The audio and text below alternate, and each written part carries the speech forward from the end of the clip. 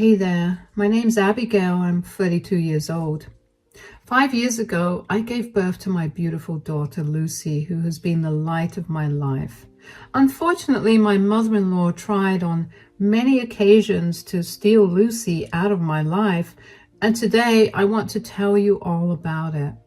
I'll begin by telling you a little about my husband, Corey, first. Corey and I met at college. We were part of the same friend group and began dating after being friends for a year. Corey is the perfect man for me. He understands me in a way no one in my life ever has, which is why I was so quick to say yes to him after he proposed to me at our graduation. It is also the reason why I put up with his mother, Janice, for so long. Anyway, even though Corey and I got engaged straight out of college, we waited for another 2 years before we got married. At that time, we decided to get more acquainted with each other's families and focus on our careers. During that time, I got to know a lot about Janice. Janice had a huge complex, to put it very lightly. She was all over me initially. She called me her daughter after meeting me only once. Let me explain it to you a little more clearly. Janice has 4 children and all of them are boys. However, Janice's big dream has always been to raise a girl. Corey is the youngest of the 4 children, and every single one of his brother's girlfriends, and then later their wives, also had to go through what I went through. What also didn't help was that all of Janice's grandchildren were also boys. So she was really desperate for girls in the family. I didn't mind it, although I did find it a little odd. I figured her liking me too much was better than her hating me, so I considered it a win for me. Anyway, after Corey and I got married, we were doing very well financially. So we decided that we wanted to have a child. It took a few months of trying, but I eventually got pregnant. Corey and I were over the moon about it, and we threw a huge party to celebrate it. When it came time to figure out the gender of the baby, we had a small and intimate gender reveal party, which we invited Janice to. We found out we were having a girl, and Janice practically screamed with joy. I had never seen a more wild look in her eyes than I did that day, and that's including everything that's coming in this story. After I gave birth to my daughter, Lucy, Janice made herself a permanent fixture in our lives. Corey and I tried our best to keep her away, and we strictly told her that for the first 6 months of Lucy's life, we were not letting anyone into our house because that time was going to be used as family bonding time. Janice begrudgingly agreed, but once the 6 months were up, she was on our doorstep. Initially, it was nice to have her helping me, but then I began to notice her treating Lucy like she was her baby. She would refer to Lucy as her daughter to everyone she would talk to. It would irk Corey and me, so we brought it up with Janice, but she just brushed us off. Then, when Lucy was a year old, I caught Janice trying to get Lucy to call her Mommy. When I tell you I almost lost my mind, I mean it. Corey had to physically restrain me from saying a lot of hurtful things to Janice. I still let that go. I didn't stop Janice from coming over even after that. I just made sure to always monitor her time with Lucy. But then one day, after I set Lucy to sleep, Corey and I decided to take a nap as well. Usually we only got 2 hours of sleep tops before Lucy woke us up with her crying. So imagine our surprise when we woke up 5 hours later to a very quiet house. We went to check in on Lucy and she wasn't in her crib. She wasn't anywhere in the house. The entire day it had only been the 3 of us, and I remember I had made sure to keep all our doors and windows locked. I checked the baby monitor and I saw Janice had taken Lucy out of her crib. I was hysterical by that point. Corey and I drove over to Janice's and I only prayed that Janice still had Lucy. When Janice opened the door to us, she looked surprised to see her. But I didn't care about that because I heard my baby crying and I rushed in to grab her. "What are you two doing here?" Oh my God, that's my baby. Corey, Lucy's in here. Mom, why would you take Lucy without telling us? Oh, I told you guys. You must have forgotten. We didn't forget anything because you never told us anything. You broke into our house when we were sleeping and you took Lucy. I didn't break in. You gave me a spare key to your house and I thought I'd drop in. I rang your doorbell many times and I got no answer. I heard Lucy crying, so I let myself in and took care of her. And you brought her over to your place as well? I just didn't want to disturb you guys. I know how hard it is to sleep with a baby at home. Cut it out with the excuses, Janice. You tried to kidnap our child. Kidnap? I did no such thing. You literally did. The very least you could have done was wake one of us up. You did not have to take Lucy out of the house and keep her here without informing us. It slipped my mind. I'm sorry. No, Janice. Sorry will not cut it this time. You've tried to do enough to undermine my role as Lucy's mother. What are you talking about? What I'm talking about is how you've been trying your best to make sure that Lucy calls you Mom. You tried to parent my child by telling me what is right and wrong for her. You're a first-time mom and I'm just trying to help. Trying to help is not the same as forcing your opinions on my child. Trying to help is giving me suggestions and tricks on how to deal with certain things. That's what I was trying to do. No, you are not. I don't understand why you're doing this only to Lucy. You were never this way with any of our other grandkids. Lucy is my first granddaughter, okay? All my life, I've only ever raised boys, and I thought that I could be a part of Lucy's growth. So just because you never got to have a daughter, you think that it's okay to try to parent mine? That's sick. No, it's not. Look, Mom, Abigail and I have remained silent about your behavior for long enough. But after the stunt you pulled today, we're done. We don't want you near Lucy at all until we decide it's okay. You can't rob me of my daughter. She is not your daughter. Get that out of your head. And stay away from us. Because if you try to come over, I will call the police and report you for kidnapping. I stormed out of her house with Lucy in my arms. I didn't think I would have been able to stop myself from hurting Janice for the way that she not only took my child from me, but also for how much she scared me. After that, Corey and I decided that it would be best for Janice to not be around Lucy at all until we decided it was okay. That period lasted a year, and we changed our locks and always double-checked to make sure that all our doors and windows were locked. Initially, Janice tried her best to contact us again, but we put a quick end to that. Janice backed away after we told her how serious we were pressing charges against her. Janice then began to make an effort to mend our relationship. At first, I did not let her new behavior affect me or change my decision, but over that year, I began to see real change in her. So Corey and I decided that we would let her be around Lucy, but only under our strict supervision. We only made that decision because we didn't feel like it was right to deprive Lucy of being around her grandmother. Janice was just happy to be around Lucy, and she behaved herself in general, so I was happy with that. We didn't have many arguments or issues regarding her complex either. For the next 3 years, everything was great. And then something horrible happened. I was on my way home from work one day. I was driving carefully because I knew how dangerous the road I was driving was. It was a one-way road that led to an intersection, and the road was almost pitch black in the dark. I had heard of many accidents happening on that particular road, which was why I always made sure to drive as carefully as I could. I remember driving and then feeling something hit me, and then everything faded to black. The next time I woke up, I saw the ceiling of the hospital.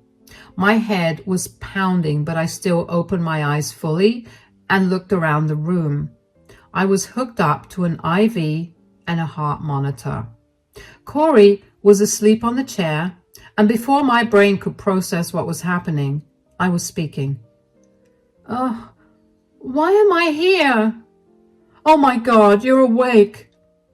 What happened? You were in a horrible car crash." "What? You got so lucky, darling. I don't know what I would have done if I lost you." "What do you mean?" "Some drunk driver sped through a red light and totaled your car. You got lucky that they hit the passenger side of the car and you only escaped with a few bruises and a broken arm." "Oh my God. Is the other driver okay?" "No, they lost their life on impact." "Oh, wow." "Yeah, I was not kidding when I said that you got lucky. I'm so glad you're alive." "Me too. How long was I out for?" "It's been a day. You got hit on the head real good, but thankfully, it only knocked you out. You don't have any brain injuries. Your body just needed rest from the shock. But if the impact on your head was any more than, hey, don't think about that. I'm here and I'm alive. I avoided all the dangerous aspects of that car crash and I'm okay. Thinking of the what ifs will not change our reality, a reality we're grateful for."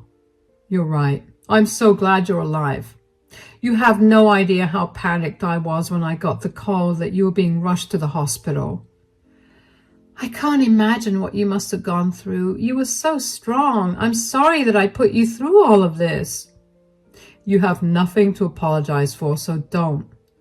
"All right, darling. Where's Lucy, by the way? How is she? Is she okay?" "Yes, Lucy's okay. I gave her a general rundown of what happened, but I didn't mention anything about how you almost, didn't make it.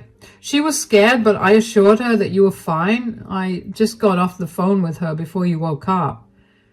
"Okay, that's good. I don't want her worrying about anything. Where is she?"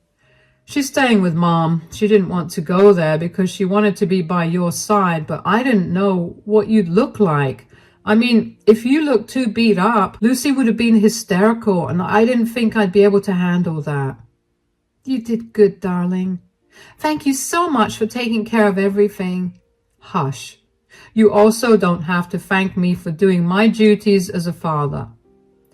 "I know, but I also know that handling all of that while freaking out about me was also not an easy thing to do." "You're right, but at least you'll get discharged tomorrow, so Lucy will be coming here to meet you, and we can all go home together." "All right. That's something to look forward to."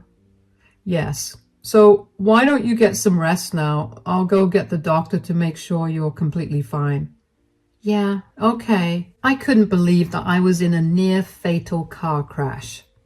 I couldn't help but feel terrified about the fact that I almost made Corey a widower and almost left Lucy without a mother.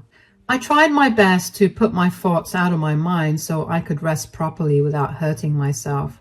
Corey stayed by my side all day and refused to let go of my hand unless absolutely necessary. That night was the longest night I'd ever spent because my thoughts would not stop spiraling. I finally managed to fall asleep as the excitement of seeing Lucy helped calm me down. The next morning I got discharged and Corey walked in with Lucy. Lucy ran into my arms and began hysterically sobbing while hugging me very tightly. She was gasping for breath and crying, and that worried me a lot. I calmed her down as much as I could before pulling her apart from me a little and asking her what was wrong. "Sweetie, what happened? Why are you crying? Look, Mommy's completely fine." "I thought you were going to die." "What?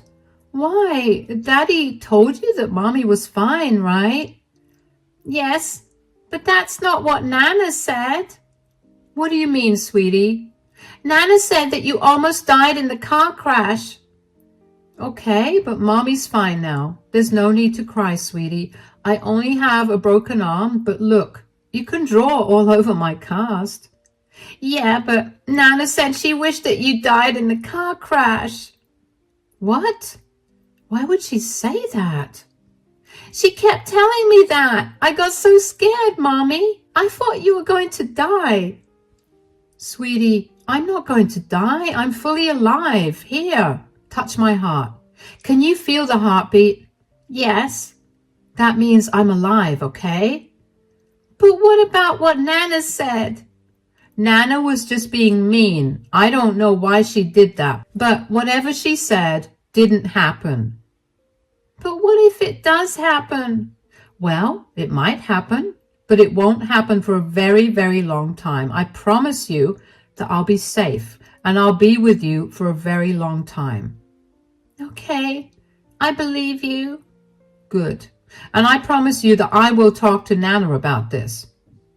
I don't want to see Nana again. She scared me so much. I don't want to be around her because she's mean. Of course, sweetie. I'm not letting her be around you at all. Thank you, Mommy. You're very welcome, Pumpkin. You've been a very brave girl. You know that, right? Really? Yes. I have the bravest little girl, and I couldn't be prouder of that. Now, how about we go get you some ice cream for a treat? Yay, okay. I was furious. I couldn't believe that Janice would say something like that to Lucy at a time when I was genuinely in danger. Not to mention actually wishing death on someone, especially your own daughter-in-law, has got to be the most inconsiderate and disgusting thing that I have ever heard. I took Lucy out for ice cream after I got discharged, and when we got home, I put her to bed. I tried my best to look happy for her, but on the inside, I was trying my absolute best to not dial Janice's number and give her a piece of my mind. Corey did not see any of Lucy's breakdown because he was busy filling out the paperwork for my discharge. So after Lucy was asleep, I filled him in on what happened with Lucy. Corey was just as angry and upset as I was. In fact, he reached for his phone and was ready to dial for Janice when I had an idea in my head. This was the last straw. I knew that Janice had truly not changed at all, and she would not stop trying to be Lucy's mother. She needed to be shamed, and she needed to learn her lesson. I told Corey that I would like to invite Janice over so I could record her confession and then play it at her birthday dinner that weekend. Corey loved my plan, so I went ahead and called her. Janice sounded concerned for me, but I shut that down by pretending to be really tired and in no mood to talk at that moment. I invited her over, and Janice sounded a little nervous when she agreed.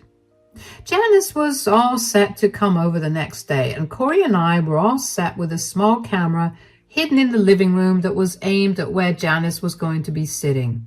When she pulled up in the driveway, Corey answered the door and let her in before telling her that he had to go run some errands. She walked into the living room where I was sitting. Oh, Abigail, I got so worried when I heard that you were in a car crash. I'm so glad you're okay. Cut it out, Janice. What? What do you mean? I know what you told Lucy. I have no idea what you're talking about. Oh, really? Then let me refresh your memory. You told Lucy that you wished the car crash had killed me. Why did you say that? I didn't. Don't even try to deny it. Do you even know how much you scared Lucy? You don't know how heartbreaking it was to hear her beg me not to die. Why would you say something as morbid as that to a 5-year-old? It was not morbid either. So you did say it then? Oh, for heaven's sake, yes. Yes, I did. But I didn't mean to scare Lucy. What did you possibly think would happen when you told a child that you wished her mother would have died? I was just preparing her for the worst case scenario. I didn't think you'd actually die, but if you did, I didn't want it to come as a shock to Lucy. So you told her that you wished I died? Fine, maybe I did wish that. But both you and I know that you're a horrible mother. What does that have to do with this? I never got to raise a daughter. You know that. All I asked was that you let me take care of Lucy sometimes but you never let that happen. In fact, you kept her away from me for a whole year. That's because you tried to get my daughter to call you Mom. You tried to parent her. And when I tried to tell you to stop, you took Lucy home with you without letting either Corey or I know. You wouldn't let me be there in Lucy's life the way I wanted to. So you hoped that I wouldn't survive the car crash because you wanted to be a mother to Lucy? Do you think a good mother would talk to a child that way? And what makes you think that Corey would let you be anywhere near you after I died? My last wish would have been to never let Lucy near you. This is why I hope you didn't make it. You're so selfish and you only care about your needs. What about me? What about how I feel? Why is it so hard for you to understand that I wanted a girl child? You could just let me live my dream out a little. You have a lot of issues that you need to sort out. Don't project them onto me or Lucy. I don't have any issues. The only person with issues is you. You can't seem to show any empathy towards another woman. That is a value that I desperately wanted to teach Lucy. She deserves a better mother than you. If you think you'd be a better mother than me, then you should know that Lucy does not want to see you anymore. That's because you poisoned her mind against me. I didn't do any of that. I told you that you scared her a lot, and she did not like that. I'm not going to let this go. You're going to regret this. I'm going to get my granddaughter back, and I'm going to tell her about how awful you are. And when she leaves you for me, I'll laugh in your face when you cry. I couldn't believe how twisted Janice's thoughts were. Did she honestly believe that I'd let someone else be a mother to my daughter? I was furious, but I also knew that I had a better plan in mind. That weekend, Corey and I decided that we didn't want Lucy to come for Janice's birthday dinner. We dropped her off at my friend's place and made our way to Janice's. When Corey and I arrived at Janice's house, I told Janice that I had a birthday video present for her. She was delighted, and she let me play it on the TV. She made everyone gather round to watch it. Well, all the chatter among the guests died just a few seconds into the video. Janice's face grew pale, and there she was, confessing that she wished the car crash was fatal for me, and that she told Lucy that so that she could steal Lucy from me. All of the guests looked uncomfortable and shocked. I explained to everyone that this was the reason that Janice would no longer be allowed near my child, and that I would expect everyone to respect those wishes of mine, which I only said because sometimes when we ask one of Corey's siblings to babysit Lucy, they drop her off at Janice's if they had sudden plans come up. Corey and I left after that, so we didn't get to see any of the fallout. I heard from Corey's sister after, and she told me that Janice started yelling that I had fabricated the video, but none of them believed her. They all left shortly after Corey and I left. Of course, Janice called me the next day to yell at me. Why did you do that? Why did I do what? Don't act like you don't know what I'm talking about. How dare you record me without my permission? I had to have proof of how crazy you were. And you thought it was okay to show it to everyone? Do you even know how I'm being treated by everyone right now? I hope they're all treating you like the psycho you are. They're treating me like I'm a disgusting person. Well, you are you not? Or do I need to send you the video of how you behaved and the things you said so you can see it for yourself again? I'm not crazy. I only wanted empathy from you. You wanted empathy from me after you scared my child by telling her that you wished I did not survive the car crash. I told you I did not mean to scare Lucy. Whether you meant to scare her or not, you weren't supposed to say something like that to her. Why is that so hard for you to understand? You've poisoned everyone against me. I told Corey that it was not a good idea to marry you. I didn't poison anyone against you. This is the consequences of your actions. Deal with them now. I don't have to suffer any consequences. You've pitted everyone against me because I expressed my feelings to you. You shouldn't have feelings like those to begin with. I get that you wanted to have a daughter, but trying to overtake me by trying to be a mother to my child is not the way to do it. You could always adopt a child or try fostering. There was no need to treat me or my child that way. Are you kidding me? Adopting or fostering kids is completely out of the picture. I want to raise a daughter that has my blood in her, not some stranger's kid. Wow. See, this is how I know that you can't possibly be a good mother. Shut up. You need to make this right. Tell everyone that you edited that video to make me look like a crazy person. All my kids have stopped talking to me. I can't look after my other grandkids, and it's all your fault. I didn't do anything to that video at all. I have no reason to lie. They're not talking to you because they're disgusted by your behavior, and they don't want their children to see that and think that it's okay. You need to sit down with yourself, see why you feel the way you feel, and start changing things. Once you become a better person, maybe then your family will get back to you. Until then, stay out of my family's life.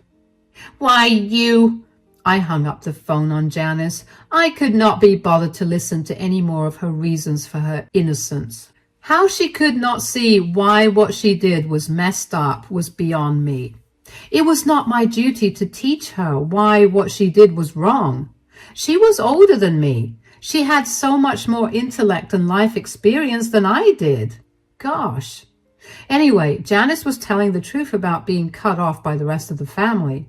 No one wanted to be associated with her after they watched the video. A lot of them reached out to me again and told me about how they were completely on my side. Corey's siblings apologized for Janice's behavior because I guess they felt some amount of guilt for their mother's behavior. Of course, I told them they had no reason to apologize. I thought that was going to be the end of it, but I should have been at least a little smarter because clearly there's never an end when it comes to Janice. She always has to get her way, and she'll go to any lengths to get it. Janice decided that even after everything, she still wanted contact with Lucy. She completely disregarded all of Lucy's wishes because she wanted to see Lucy. She filed for visitation rights using her grandparents' rights. Thankfully, I had carefully documented all of Janice's behavior over the years, so I had more than enough evidence of why exactly it was necessary to cut her out of my daughter's life. The court ruled in my favor, and Janice broke down in the courtroom and began wailing. I wish I was joking, but it really was very embarrassing to watch. I don't know if she expected that to sway the judgment, but it definitely did not. Janice still tried to contact me and then tried to tell me that I had cast some magic on the jury and the judge, which was why they ruled in my favor. Janice was progressively getting more and more unhinged. It was concerning, and while I would have loved to do something for her, I knew that I had to put my family first. So after a lot of talking and family discussions with Lucy, Corey and I decided that the next best course of action for us to take was to move away. We lived in constant worry that Janice would randomly show up at our door or would even try to break in. We changed all the locks, of course, but her behavior was beginning to scare us. And that's where we are right now. Corey and I both managed to find great jobs in another state, and we're currently packing up all our things to move. I'm incredibly sad that we have to leave all this behind, but I'm glad that I got to have a good amount of happy memories here. I know that with Janice out of our lives for good, there can only be more happy memories, and I can't wait to create those. Wish us luck, and thank you so much for listening to my story. Hello, my name is Jessie, and I gave birth to my first child only a month ago. The birth of my son did not happen without any troubles, though, mainly because of my sister-in-law, Serena. Before I jump into that, let me give you a little background information on my relationship with my husband, Ralph, and his family. Ralph and I have known each other since high school. We'd been a part of the same friend circle, but we didn't start dating until we got into college. And since we'd known each other for so long, we'd also gotten acquainted with each other's family very early on. As our relationship grew, Our bonds with each other's families also grew stronger. And pretty soon, my brother was the son my parents never had. And I was another daughter to my now mother-in-law, Pearline. I never had any siblings growing up, so I practically idolized Ralph's older sister, Serena. I tried really hard to get her to notice me, but she'd always been a little cold towards me. I didn't mind that much because I just thought that was her nature. Anyway, a few months after Ralph and I graduated college, Serena got married to her long-term boyfriend. I was really happy for her, and for the first time ever, she spent a lot of time with me that day. I thought that our relationship was going to get better after that, and while that was the case for a year after her marriage, it quickly went back to what it was before that. That only started after Ralph and I got married. Ralph and I knew that we were meant to be and that we'd find no one else after this. So we decided to just cut to the chase and get married right after graduating. However, Serena had announced her wedding date around the same time that Ralph and I decided to get married. So we postponed our decision to get married at a later time.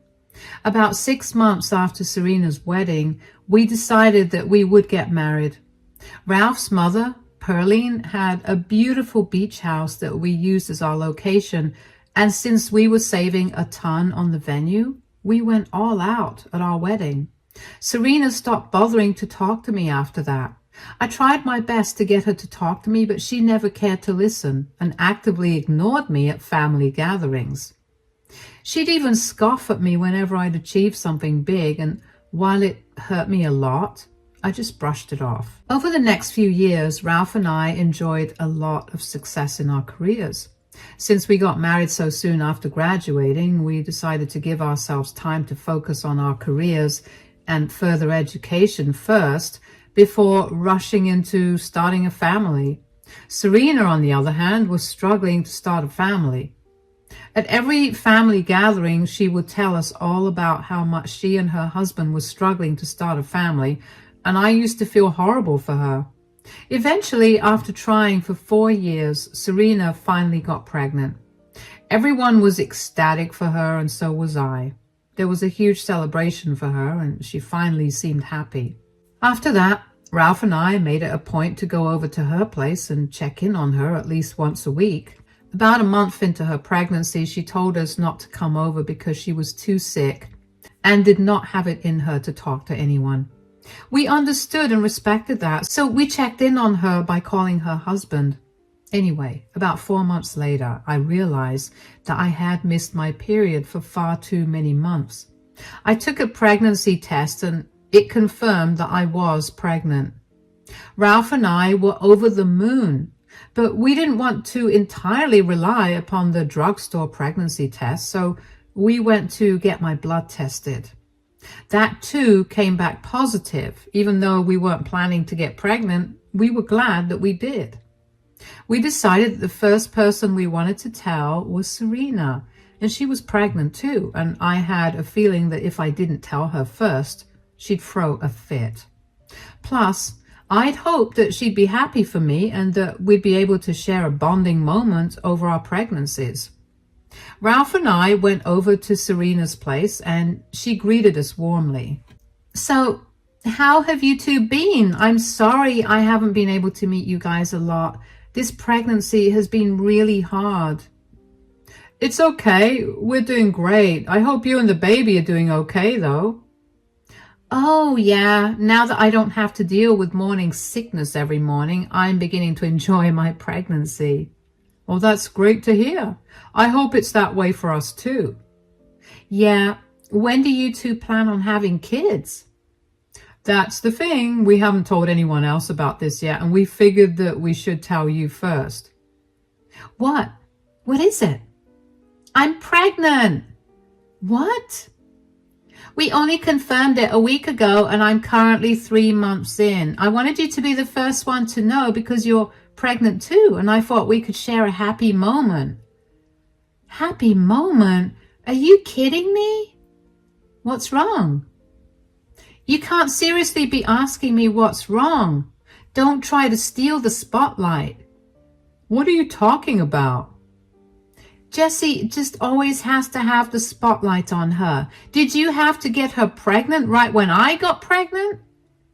We didn't plan on having this baby, Serena. And I promise you that I'm not trying to steal your spotlight. Yes, you are. Now, instead of me getting all the attention and care, I'm going to have to split it with you. Why is this such a big deal for you? I'll stay out of your way so you can get all the attention you want. I just wanted to share this with you first because you're the closest to us. Oh, please, every single thing I do, you just have to upstage it. When has she ever done that? When I got a promotion at work, she just had to get an even bigger promotion at hers. When I got married, she just had to get married 6 months later with a more extravagant wedding. You sound insane. She never did that on purpose.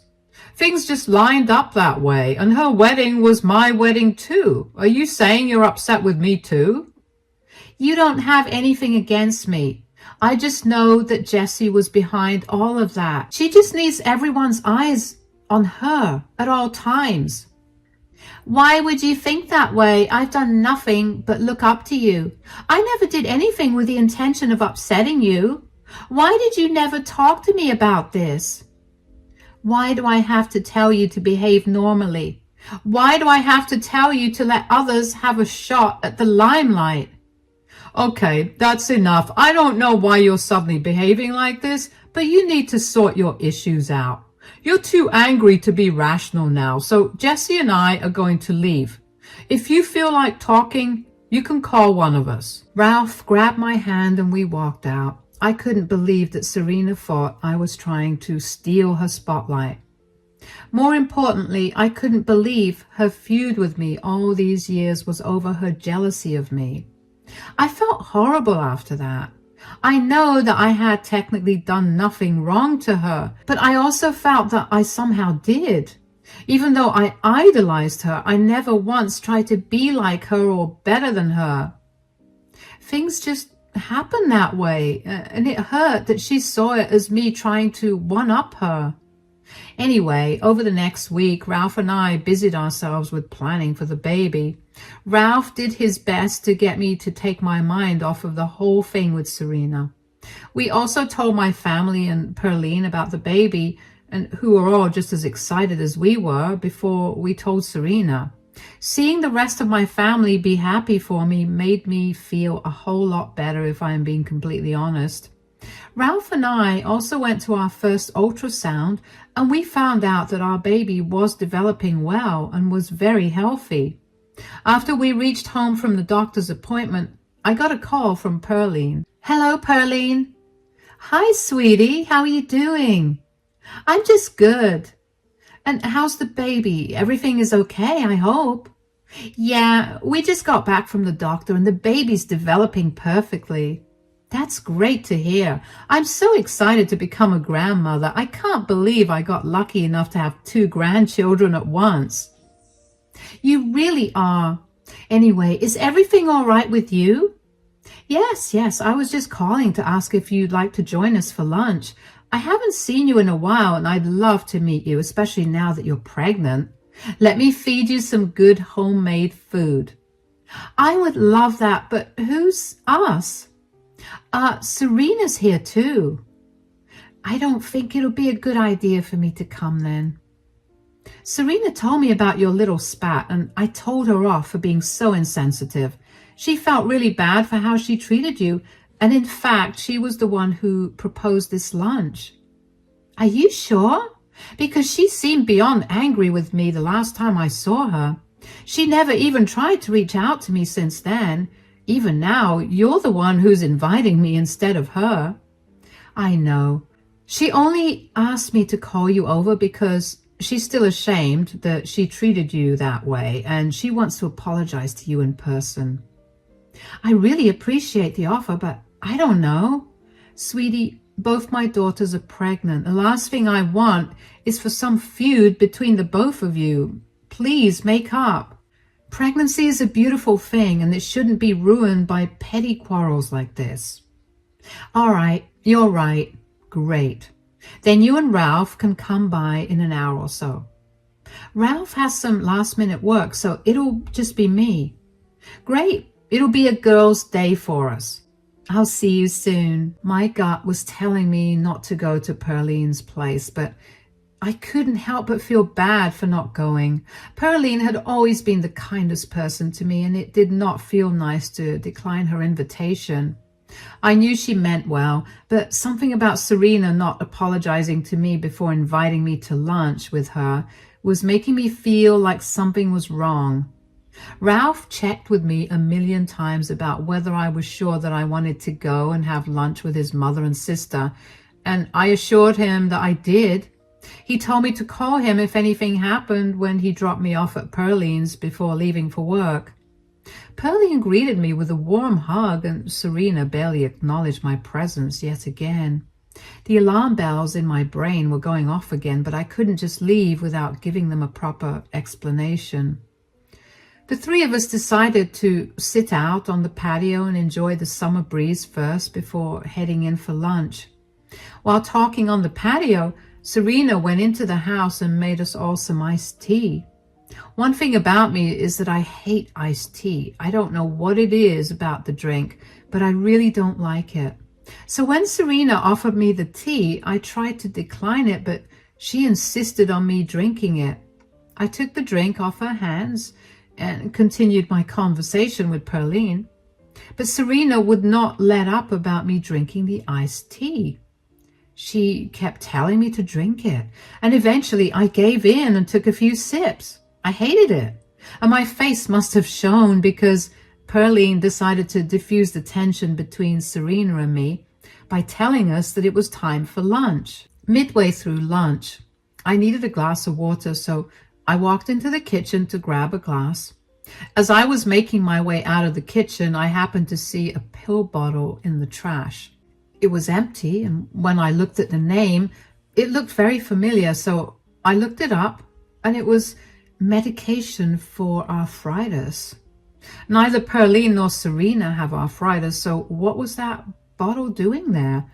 My heart began pounding as I looked up the ingredients of the pills, and my heart sank when I saw that it contained misoprostol, which is what's used in abortion medication. The bottle was refilled only 3 days ago, so it could not have been empty. I somehow knew that Serena had something to do with it, so I immediately called 911 and asked them to send me an ambulance. I rushed to the bathroom and made myself throw up over and over again until my stomach was empty. I felt so numb and scared at the same time. I got out of the bathroom, and just as I was about to call Ralph, Pearline found me. "Why do you look so panicked, sweetie? Is everything all right?" "No, nothing is all right. Do you mind explaining to me why there's an empty bottle of Afrotech in the kitchen, in the trash?" "What is that?" "These are arthritis pills, which neither you nor Serena suffer from. So explain why these are here." "Calm down, darling. I did not have those in my house before this. It must have been Serena's. She came here after visiting her mother-in-law who has arthritis, and she usually makes sure that her mother-in-law takes her pills when she's over. She must have accidentally brought the empty bottle here." "Whoa, what's all this commotion about?" "Did you happen to bring an empty bottle of your mother-in-law's medicine here?" "This bottle was only refilled 3 days ago. These were emptied out today. Serena, did you try to get me to have these? Is this why you were so adamant about making me drink that iced tea?" "I doubt that's the case. Do you even know what's in these? They contain misoprostol, which is what is used to abort babies." "What? Serena, did you do that?" "I didn't do anything." "Don't lie to me. Tell me, why were you so insistent about me drinking that iced tea?" "I would never do anything like that, I swear. I just accidentally brought it over here. It was empty." "How could you possibly accidentally bring your mother-in-law's important medication over here? You need this bottle to get a refill." "You're crazy. Why would I even do something like that to you?" "Oh, I don't know. Because you think I'm stealing your spotlight?" I know I was petty before, but I'm not insane. Okay, let's stop blaming things on each other and figure out what to do right now. Let's go to the hospital as soon as we can so we can figure out if you ingested those pills. I don't think that's needed, but I'll get the car started. There's no need. I already called the ambulance. It's on its way here. I need to call Ralph. You called an ambulance without even knowing if you ingested the pills? I will not let anything harm this baby, Serena.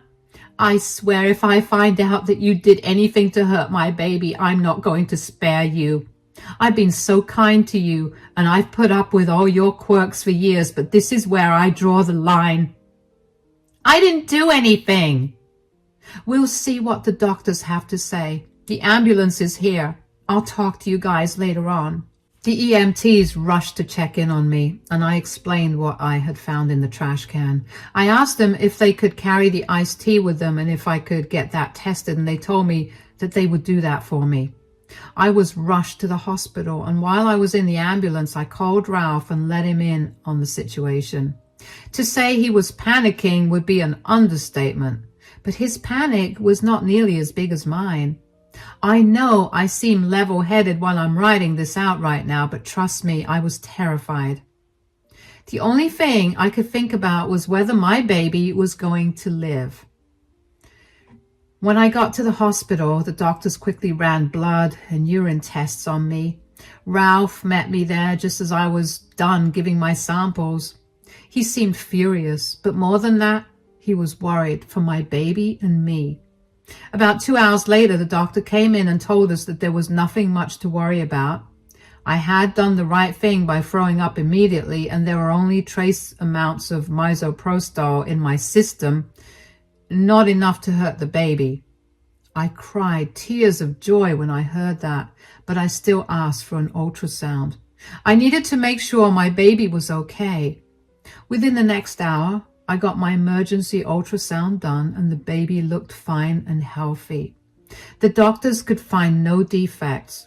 However, the doctor still wanted to keep me for one night because they wanted to monitor me, and I was okay with that. Just as the doctor was done giving me my last report of the day, Pearline came running into my ward.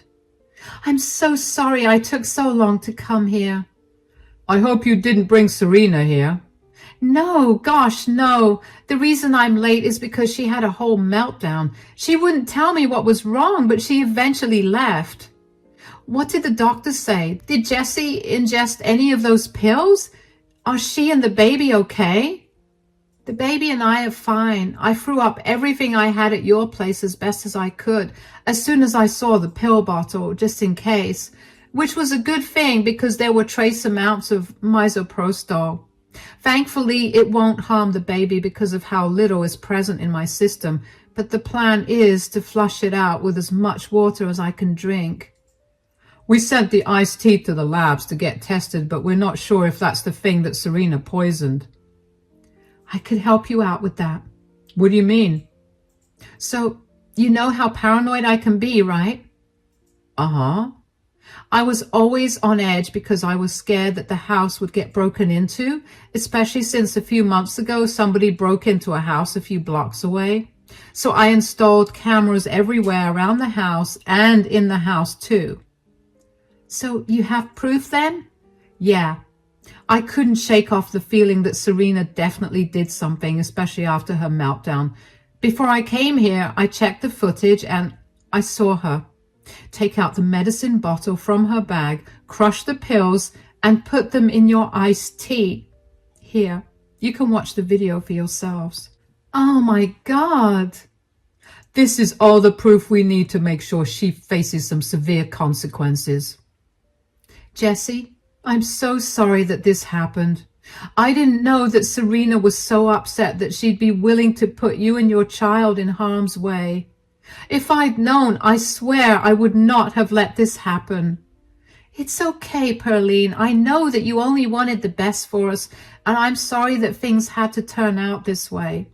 I know you wanted us to get along, but I'm afraid I'm going to have to press charges against Serena.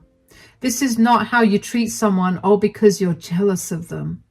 I fully agree. I will not come in your way or try to stop you. I'll help you out in whatever way you want. I'm only sorry that this happened in my house.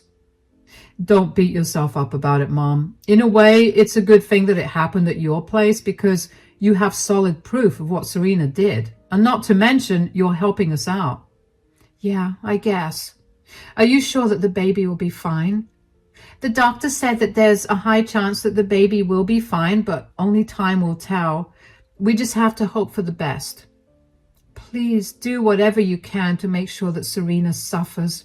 I simply don't understand how she could do this to you when she's pregnant too. That's the plan, Mom. For now, how about we let Jessie get some rest? Let's go grab some coffee from the cafeteria. Thanks for coming, Pearline. Of course. You're my daughter too, and I need to make sure that you're okay. Ralph and Pearline left me alone after that, and I couldn't stop thinking about how Serena could have done something so terrible to me. What did I ever do to her that required her to almost kill my child? She knew what growing a child felt like. So how was she so comfortable with almost terminating my bond with my child? I finally managed to cry about everything then. Even though I was relieved that my baby was fine, it didn't calm down the fear or anger I felt towards Serena. After I got discharged the next day, Ralph and I talked more seriously about what we planned to do about Serena and her actions. Ralph was seething with rage and wanted to make sure that Serena got the worst punishment she could get for endangering mine and my baby's lives. We decided to wait on it until we got the lab results for the iced tea. That came in about a week after I got discharged from the hospital, and it tested positive for misoprostol. I mean, I knew that was going to be the case, but it was still jarring to see. I had hoped for some reason that the camera footage was a lie or that I'd misinterpreted everything, but now everything was as clear as it could get. I don't know how Serena found out that Ralph and I were planning to press charges against her, but I'm going to guess Pearline must have told her in a fit of anger. I knew Serena found out because after over a week passed since the incident with no calls from her, I suddenly got a call from her one day. Hello, Serena. Are you seriously pressing charges against me? Yes. You endangered mine and my baby's life. Why wouldn't I press charges against you? You don't even have proof that I did anything. The iced tea you gave me tested positive for misoprostol in it. So, that doesn't prove anything. It could have been my mother who did that. Wow. Are you really throwing your mother under the bus like that? I'm just trying to clear my name of something I never even did. Really? Then why do I have video proof of you crushing the pills and putting them in my iced tea? What? I have more than enough proof against you, Serena. What I want to know is why you would do something so harmful to me. What have I done to you that warrants such an extreme reaction from you? Were you that upset that I'm pregnant along with you? You don't even know what I had to go through to get pregnant. I've been trying for years, and for once I just wanted to have positive attention on me instead of the negative one I've been getting because everybody felt sorry for me. And then you had to steal it with an accidental pregnancy. Do you know how humiliating that is for me? And you thought that the best way to deal with your feelings was to poison me and make me lose my baby instead of, I don't know, talking to me or even a therapist? I was just really angry, okay? I couldn't think straight. Well, you'll have plenty of time to think straight in jail. Jail? Yes, Serena.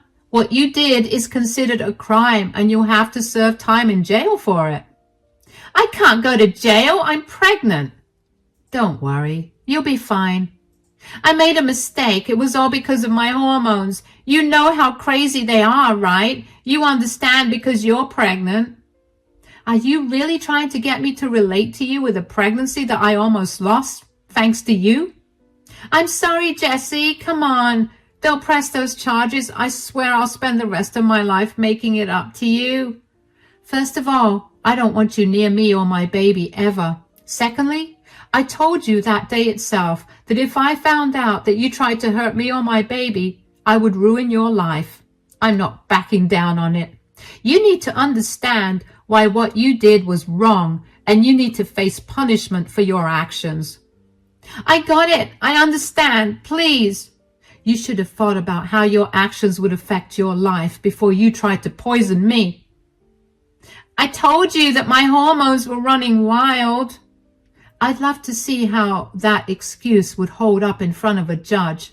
Goodbye, Serena. I would have felt bad for Serena if she had not tried to hurt me like that. What followed after that was a little brutal, not for me, but for Serena. Serena was tried in court, and she was a mess during the entire thing. There was too much evidence against her, so she pleaded guilty. She received jail time of 5 years, and she was ordered to pay the medical expenses that I incurred because of her. The punishment wasn't that severe because, as far as the doctors could tell, neither I nor my baby was harmed. I was okay with the sentence too because I just wanted Serena to learn a lesson. Serena screamed and wailed as she got escorted out of the courtroom, and I will admit that it was pretty hard for me to hear that. Ralph was stone-faced the entire time, while Pearline was a sobbing mess too.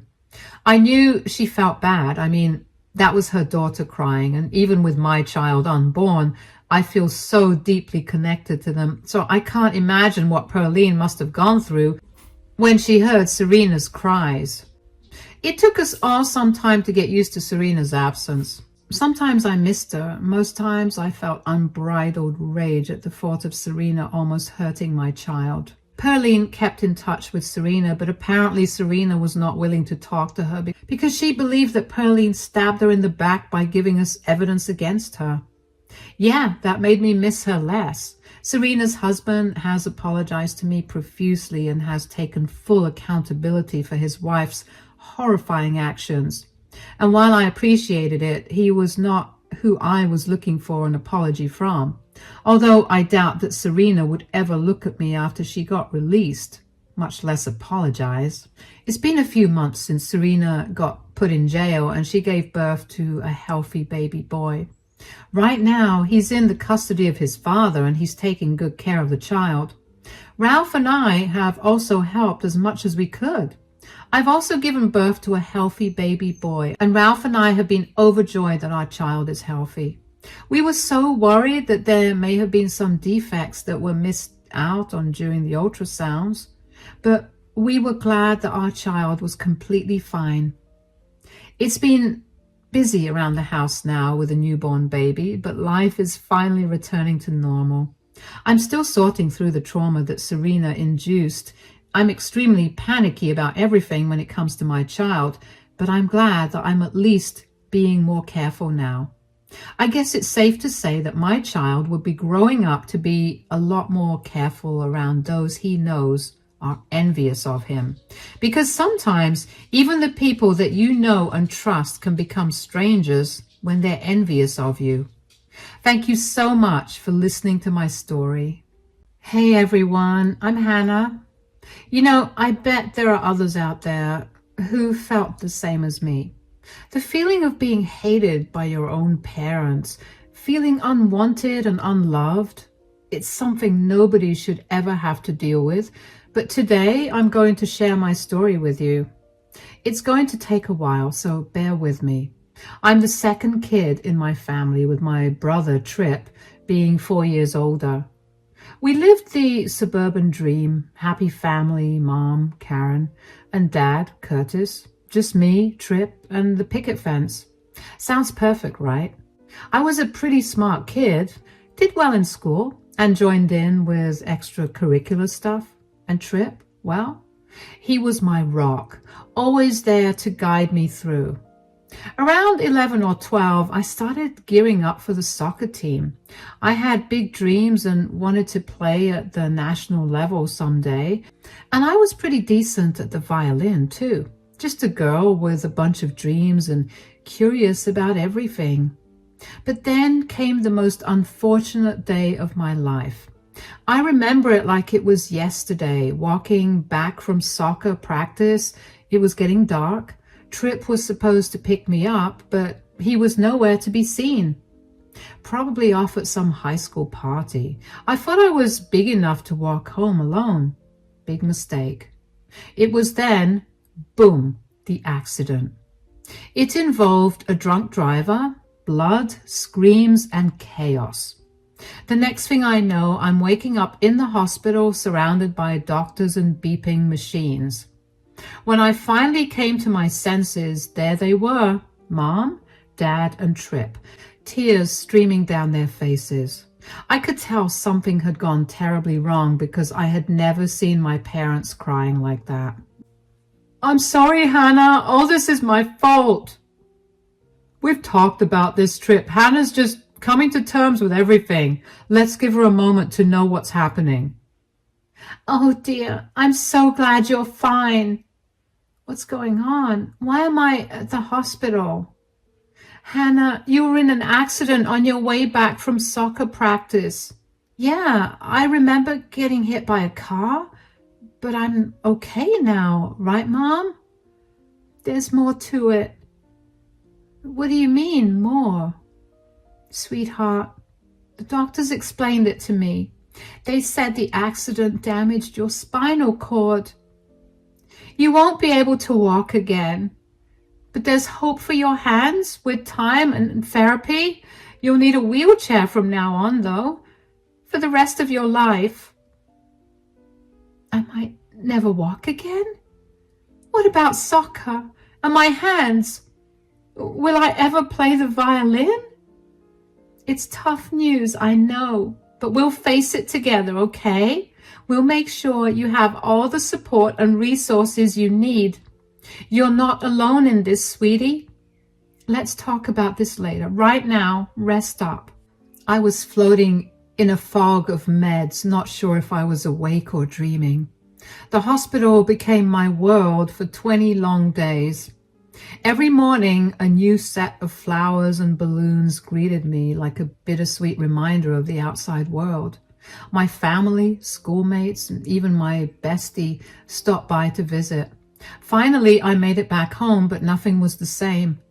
Gone was the lively 13-year-old, replaced by a girl bound to a wheelchair. It hit me hard. I took a gap year from school, but soon realized I wasn't keen on going back.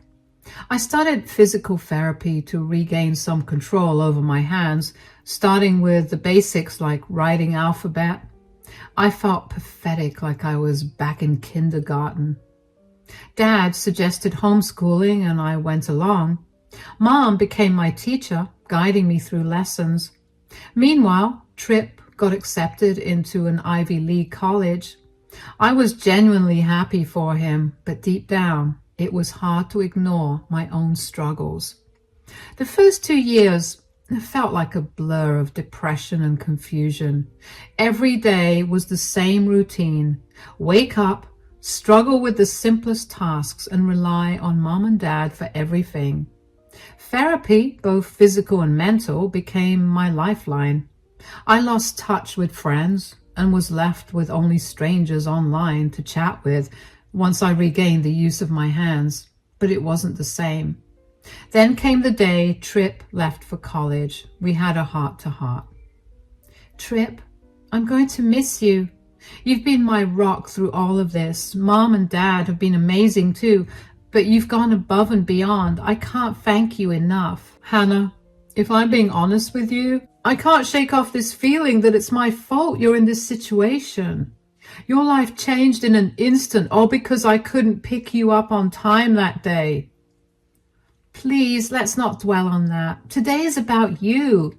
You're leaving in 2 hours, and who knows where I'll see you again. You're my only friend, Trip. Hannah, if I'm being honest, I'm consumed by guilt. I know sorry isn't enough, but please forgive me. Trip, I haven't been angry at you to begin with. I promise I'll be back soon. Make sure Mom and Dad take care of you. They get a little irritable sometimes, but it's only because they care. And about making friends, I know it's hard, but you should try stepping out of your online world. But I am friends with my math tutor. Hannah, I mean real friends outside of the lessons. I believe in you. And I think one day you'll do great things. Thank you, Trip. After Trip left, my parents seemed a bit more distant. They dropped a bombshell one day saying that they couldn't afford my physical or mental therapy.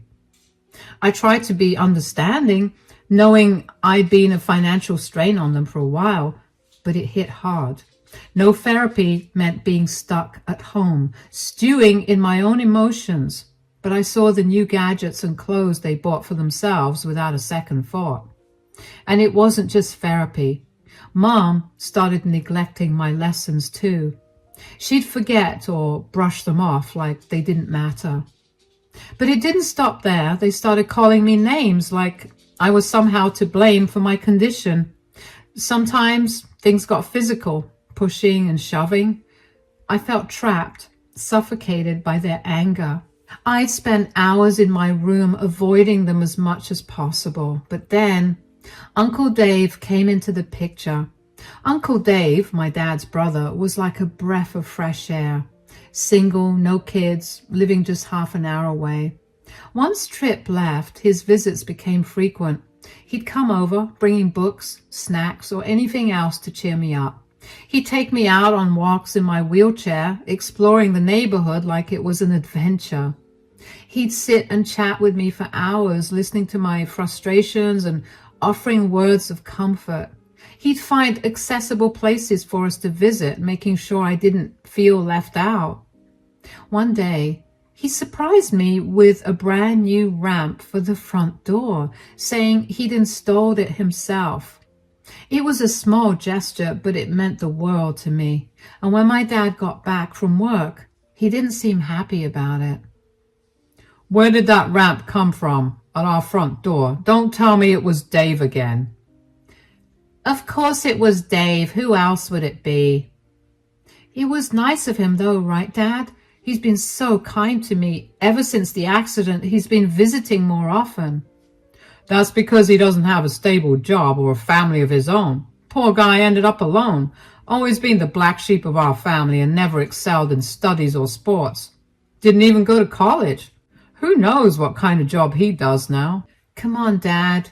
You should appreciate him. While you're busy at work and Mom is out with her friends, he's here for me.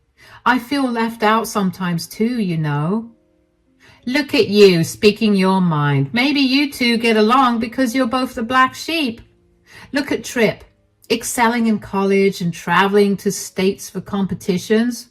Professors rave about him. And then there's you, struggling to make a meal without my help. But, Mom, it's not my fault. It was just an unfortunate accident like you have always said. The only unfortunate thing in this house is you. Honestly, Hannah, sometimes I wonder if you're just a burden to us all. You can't even do simple things without needing help. Yeah, and don't think we didn't notice how much of a hassle you've become. We have our own lives to worry about, you know. We've sacrificed so much for you. And what do we get in return? Nothing but headaches and heartaches. I know. I have been a burden to you guys. I'll try to do better. I'm really sorry. Yeah, that's how it went down. My parents were always singing Trip's praises, constantly comparing me to him. The emotional abuse was suffocating, making me feel like I was the problem. Holidays became tributes to him, and I didn't mind. He was out there living his life while I was stuck in a wheelchair. It wasn't Trip's success that bothered me. It was the way my parents treated me because of it, always making me feel worthless in comparison. But when I turned 17, I got a remote job in graphic design. My hands weren't the best for it, but I was proud to be making something of myself. But when I excitedly shared the news with my parents, their reaction crushed me. They laughed, mocking my achievement. Their laughter felt like a slap in the face, tearing down what little confidence I had left. It was like they couldn't fathom that someone like me, stuck in a wheelchair, could achieve anything of value. But Uncle Dave had a different reaction. Hey, where's your mom off to now? Hanging out with her friends again? Yeah, it's like her new routine now. Well, I hope she's helping you catch up on your studies. I know you're a bit behind, but graduation's not too far off. Yeah, I'm really trying to keep up. Graduating means a lot to me. Oh, and I've got some exciting news to share, Uncle Dave. What's the scoop? I landed a gig. Well, it's not exactly a full-time job, but I've been using my graphic design skills to create some cool art, and this small media company decided to hire me to do some of their designs. No way! That's incredible, Hannah! I always knew you had it in you. I'm so proud of you. Thanks, Uncle Dave. Your support means a lot to me. Your folks must be thrilled, right? I remember you telling me how you wanted to prove yourself to them. They must be over the moon. Well, I didn't exactly get the reaction I was hoping for, but yeah. What do you mean by that? It's nothing, really. Let's not dwell on it. They have been looking out for you, though, right? Yeah, they have been all right, making sure I have a roof over my head and food on the table. But shouldn't they be doing more than just the basics? Maybe, but I kind of appreciate that they treat me like everyone else. It's nice not to be babied just because I'm in a wheelchair. Makes me feel more independent, you know. I get where you're coming from, but I hope they step up when you really need them. And remember, I'm always here for you no matter what. Another year went by and things stayed pretty much the same at home. My parents kept on with their hurtful words like they couldn't help themselves. You might wonder why I never talked to Trip or Uncle Dave about it, but honestly, I felt so down about myself at that point. All I wanted to do was focus on my graphic design stuff and try to get better at it and make something of myself. So my 18th birthday was coming up, and I had this feeling that I needed to start planning my way out of there. It was tough, knowing it might take me longer than others to make it happen. Maybe when I turned 23 or 24, I genuinely didn't know, but I hoped it would be as soon as possible. But I hoped once I turned 18, I could start chipping in with some money for the household expenses. But my birthday didn't turn out as I hoped. Trip came to visit. He just scored this amazing job in the city with a big paycheck. I was really happy for him, honestly. He even surprised me with this awesome laptop, perfect for my design projects. But instead of the big family celebration I hoped for, my parents said that they had something important to tell us. They planned this quiet dinner for just the four of us. I wanted to invite Uncle Dave, but they said no, insisting it was just for us. So there we were, eating Chinese takeout in silence. No birthday cake, no excitement. It felt kind of sad, but not surprising. Ever since Trip left, we hadn't really celebrated my birthday. I can't believe it's been so long since you had a birthday cake. Well, it wasn't exactly necessary.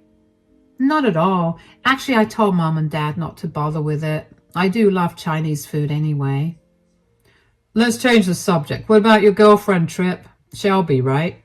Why didn't you bring her along? She was busy setting up our apartment and had some interviews. We want you to know how proud we are of you, Trip. Landing a job at such a big company isn't easy. Thanks, Mom. Look at you, son. You've got your life sorted with a good job at such a young age. I'd love to meet Shelby, too. Speaking of which, Hannah, there's something we need to discuss. Curtis? Lead the way. Hannah, we've decided to give you 2 weeks to figure out your living situation. What? What do you mean? Now that you're 18, we think it's time for you to move out. We've been shouldering a lot of responsibilities since you were 13, and it's been tough on us. Are you serious? Where am I supposed to go? I don't have a job. I'm not ready for this. What about your graphic design work? I promise I'll move out eventually, but right now I need time to improve my skills. I haven't even finished school yet. I need at least 2 years. 2 years? That's too long. We can't wait that long, Hannah. 2 weeks and that's final. Mom, Dad, have you thought about where Hannah will go? We have plenty of space here and everything is set up for her convenience. That's exactly the problem. If we make everything too easy for her, she'll never leave us alone. We need to take a stand, especially now that she's 18. Trip, are you hearing this? Where am I supposed to go in just 2 weeks? You'll figure it out. You don't have a choice.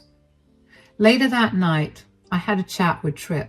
He reassured me, saying maybe Mom and Dad were just overreacting and didn't mean it. The next day, Trip left, and we didn't bring it up again. However, 1 week after my birthday, Dad asked if I had thought of anything. I was taken aback, not realizing he was serious. Mom confirmed that they were, and feeling overwhelmed, I called Trip, hoping for guidance and a solution. Hey, Trip, can we talk for a bit? Yeah, sure. What's on your mind? Remember what Mom and Dad said about me finding my own place? They're serious about it. Dad even checked if I started looking. But Trip, I'm broke. How am I supposed to live alone? I'm just 18. And with my condition, it's not easy. I need some time to figure things out. Oh, I didn't realize they meant it that way. Yeah, they're pretty set on it. Trip, I know it's a big ask, but could I crash at your place for a while? Hannah, I'm not sure if that's the best idea. You know, Shelby's here and... Right, I get it. It was wrong of me to even suggest it. But if it's not too much trouble, could you help me out with some money for a couple of months for rent? I'll handle everything else. I wish I could, Hannah, but it's not practical. Living alone is tough, especially in your situation. Right now, we're tight on money. Shelby's still looking for a job, and we need all the cash we can get. Trip, I'm really scared. Just a little allowance, I promise. I haven't even started working yet, and you're asking me to set aside an allowance for you? Look, I know your situation stinks, but it is what it is. I'm sorry. I can't help you. I'm moving on from that phase of my life. I'm with Shelby now, and I have my own job.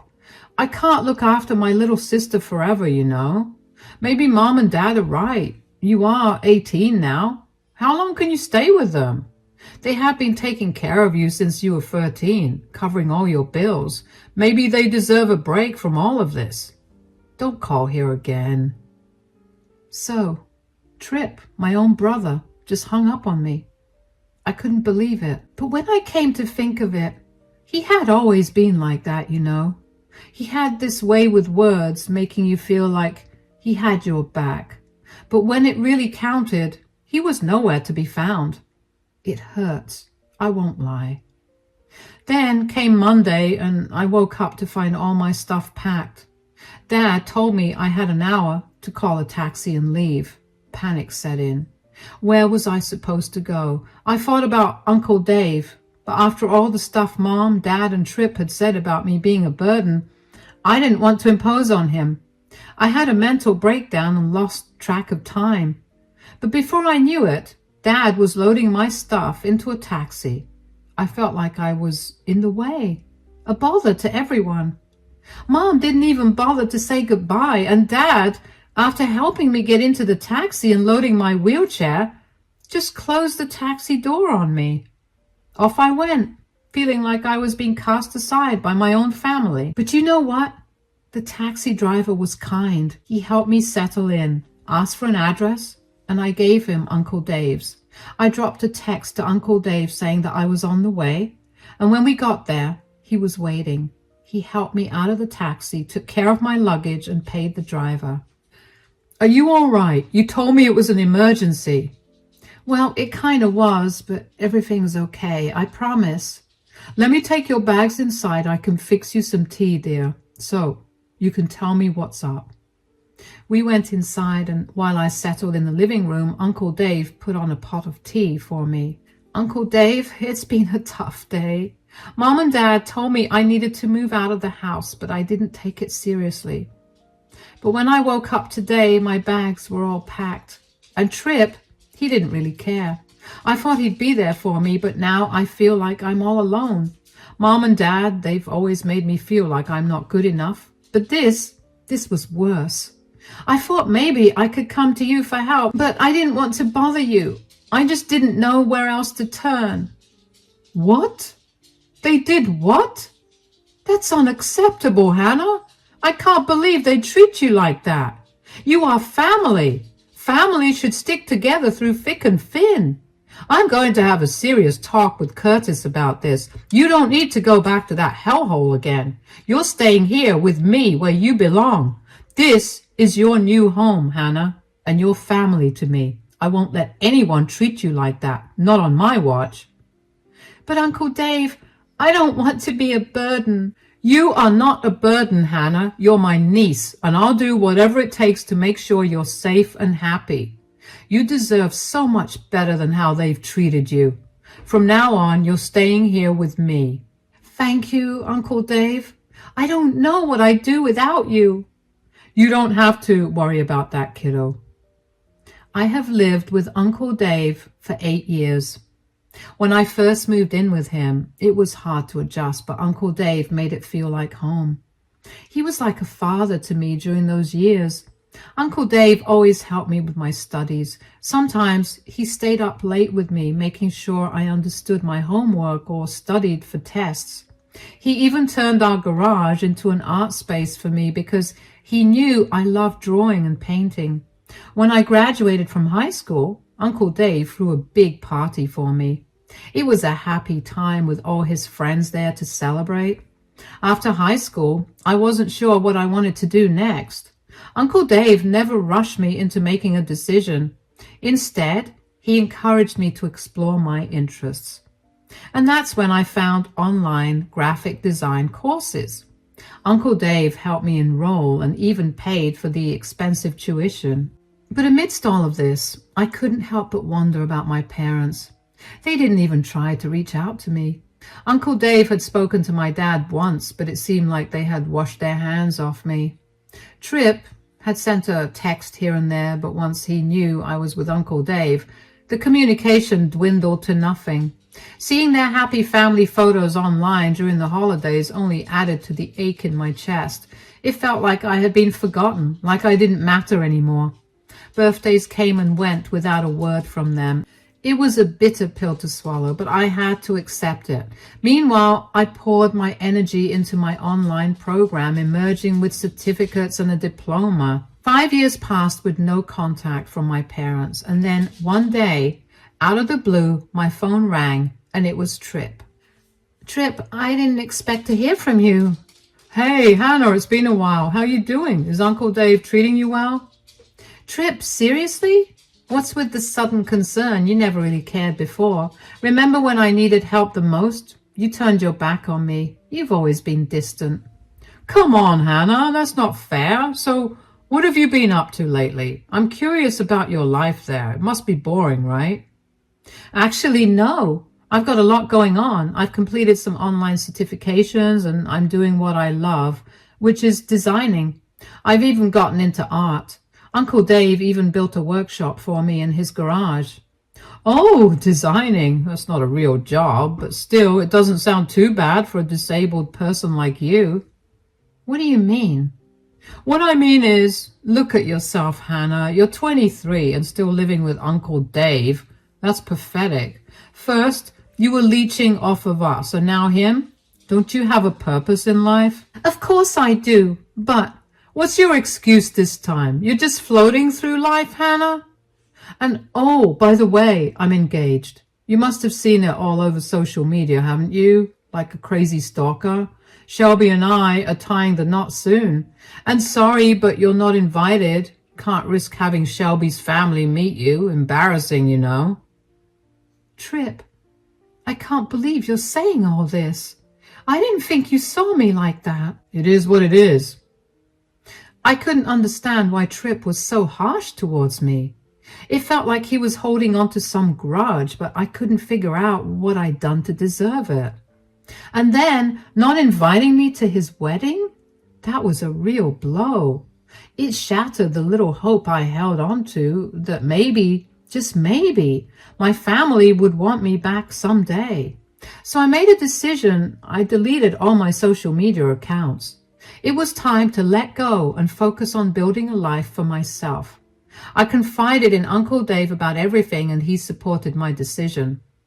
I started searching for jobs and projects I could work on from home, diving into freelancing. Surprisingly, I began making good money. It felt empowering to see myself succeed, to build something real. As I worked on various projects, I began to establish a strong profile for myself in the graphic design world. One project led me to collaborate with Caleb, another graphic designer, and he would come over to Uncle Dave's place and we'd sit together working side by side. But it wasn't all work with Caleb. He brought a lightness to my life that I hadn't known before. Sometimes after a long day of designing, Caleb would suggest we go out for a walk. He'd push me in my wheelchair and we'd stroll, talking and laughing, eating ice cream. I always carried this fear deep inside me, a fear that no one would ever truly love me for who I am beyond my disability. Caleb became my first love. He saw me, really saw me, not just as someone with a disability. 2 months ago, Caleb and I celebrated our first year together. Time flew by so fast, and I couldn't believe how happy I was. With Uncle Dave and Caleb always there for me, I felt like I had a real family now. I kind of forgot about my old life because this one was so much better. Caleb asked me to move in with him, which was a big deal. He said he'd make changes to his place so I'd be comfortable. It felt exciting, but also a bit scary. Uncle Dave was sad when I told him I was moving out. He said he'd miss me around the house, but I promised to visit him often. Our bond was strong no matter where I lived. And just a week before I was supposed to move in with Caleb, something unexpected happened. My mom and dad showed up at Uncle Dave's house. I couldn't believe it. It had been 8 years since I'd seen them, and I had no idea why they were there. "Hey, Curtis, what are you doing here? Karen, do I really need to tell you that you're not welcome in my house?" "Oh, come on, Dave. I need to see my daughter." "Mom, Dad, why are you here?" "Oh, my sweetie, do you know how worried we've been?" "Cut the act, Mom. What is it?" "We regret what happened, even though it's in the past." "Sorry, won't cut it. Uncle, can you ask them to leave? I don't want them involved in my life." "Sorry, Curtis. Those are Hannah's words. You need to go." "We can't lose our other child as well." "What do you mean, other child?" "That's what we've been trying to tell you." "Hannah, you don't know what your brother's been through. Just before his wedding, he had a sharp pain in his stomach. They found an infection in one kidney, and the other isn't doing well either. The doctor gave him 4 years at most, and things are not looking too well right now. It seems like he can be gone any time now." "That's awful." "We don't want to afford his medical bills anymore with our retirement coming up." "Seriously? Your son is dying and you're worried about money?" "It's not just about money. We're busy. It's hard to care for Tripp in his last moments. If you move in, you can take care of him yourself. Look, what happened to your brother is an unfortunate situation, but we genuinely want you to move back in. I've been reflecting on things lately. I can't shake this feeling that I need to have at least one child. It's about proving something to myself and others. I don't want people to think I failed as a mother. And maybe in the future, if you settle down and adopt kids, we could still experience the joy of being grandparents. It's not too late to rewrite our family's future. Tripp is a lost cause, so let's just forget about him and start afresh." "Seriously, Mom? That is beyond selfish. You should be there for Tripp, not trying to save face. This isn't about you or your reputation. Stop thinking about yourself for once. And you know what, Mom? I have my own family now. Uncle Dave is my family, and I have a boyfriend who loves me for who I am. I refuse to get sucked back into your drama. I'll reach out to Tripp and visit him at the hospital, but I'm not coming back with you. I've moved on. I won't let you disrupt my life again with your selfish desires." She said what she said. Get off my property now before I have to call someone. As I write this, I just got back from Tripp's funeral. Even though he wasn't the kindest to me, I couldn't ignore him when he was in the hospital. He apologized and I forgave him. but then he passed away 2 weeks later. My parents were sad, but they still wanted me back in their lives. Going to the funeral with Uncle Dave and Caleb was tough. Saying goodbye was hard, especially facing my parents afterwards. However, through all of this, I've realized something crucial. I finally cut all contact with my parents. I can't forgive them for the years of abuse and for kicking me out of the house. It's time for me to prioritize my own happiness and well-being. With Caleb beside me, I know I can handle anything. I'm looking forward to a future filled with love and support. Uncle Dave and Caleb have shown me what true family means. Hey there, my name's Carol. I'm 62 years old. Almost a year ago, I woke up in an ambulance, thanks to my now daughter-in-law, and today I want to tell you about it. Let me give you some background information on my son and his ex-wife. I have 2 kids, an older son named Abel and a younger daughter named Ruth. When the kids were 15 and 11 respectively, I lost my husband to cancer. It was a devastating time for all of us, but I made sure that my relationship with my kids did not suffer because of my grief. I made sure to check in on them at all times, and I made sure that we all spent quality family time every day. It was not forced, but after suffering the loss of their father, they appreciated all the time that they could spend with me. Anyway, what that turned into was a very strong bond between the 3 of us. Even when the kids got older, they remained within a couple of miles away from me because they wanted to be able to spend time with me. I loved it, especially because it meant that I didn't have to worry about being so alone. About 7 years ago, I had a minor heart attack and my kids got overly concerned about me. It was especially scary because I was home alone and I had no one to help me out.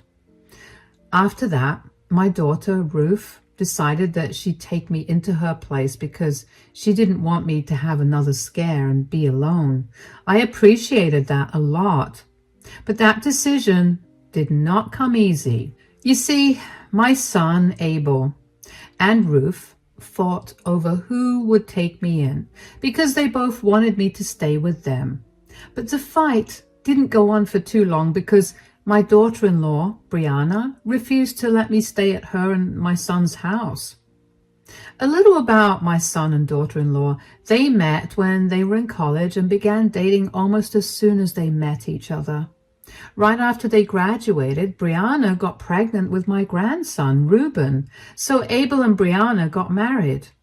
Before Brianna got pregnant, I didn't know her too well, but I didn't mind that because I saw that she made my son happy. However, after Reuben was born, I began to spend more time with Abel and Brianna. I only did that because they were young parents and they had no clue how to go about doing anything related to childcare. Plus, Abel asked me to help and I was not going to refuse him. Anyway, from the start itself, I knew that Brianna didn't like me. Initially, she never did or said anything to me, but I could just feel her dislike towards me. I tried to get to know her better, but she always brushed me off or ignored me. As the years passed, I grew very close to my grandson, Reuben. Reuben developed a love for board games and classic literature, both of which are my favorites too. So Reuben would ask to spend time with me a lot. I didn't mind that, but I could tell that it was bothering Brianna. I tried to get Abel to talk about it with Brianna since she wouldn't let me even get a word out to her. But even Abel couldn't tell me much about why she didn't like me. So around New Year, one particular year, I decided to talk to Brianna about her feelings. I wanted to start the new year off on a good note, so at our New Year dinner party, I pulled her to the side. "Hey, Brianna, can we talk?" "What is it? Do you need me to do something?" "No, I just want to have a conversation with you." "Cut the nonsense, Carol, and just tell me what you want, all right?" "This is what I wanted to talk about. Is there a reason that you're so mean to me? What? You're really rude and disrespectful to me, and I've noticed that it's only me. I've kept my mouth shut for years, but with the new year approaching, I kind of want to right all my wrongs. Could you tell me why you don't like me? Are you seriously asking me that? Yes. I've been trying to think of why you've held such a deep-seated grudge against me for so many years. I can't seem to think of anything. So I would like it if you just told me directly. You really don't know what you've been doing? I really don't. Ever since Reuben was born, you've been trying to steal my place from the family. What?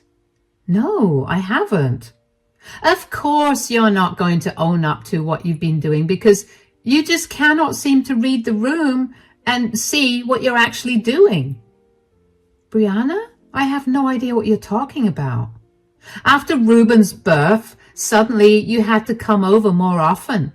Now we have family game nights because Reuben just has to see you often.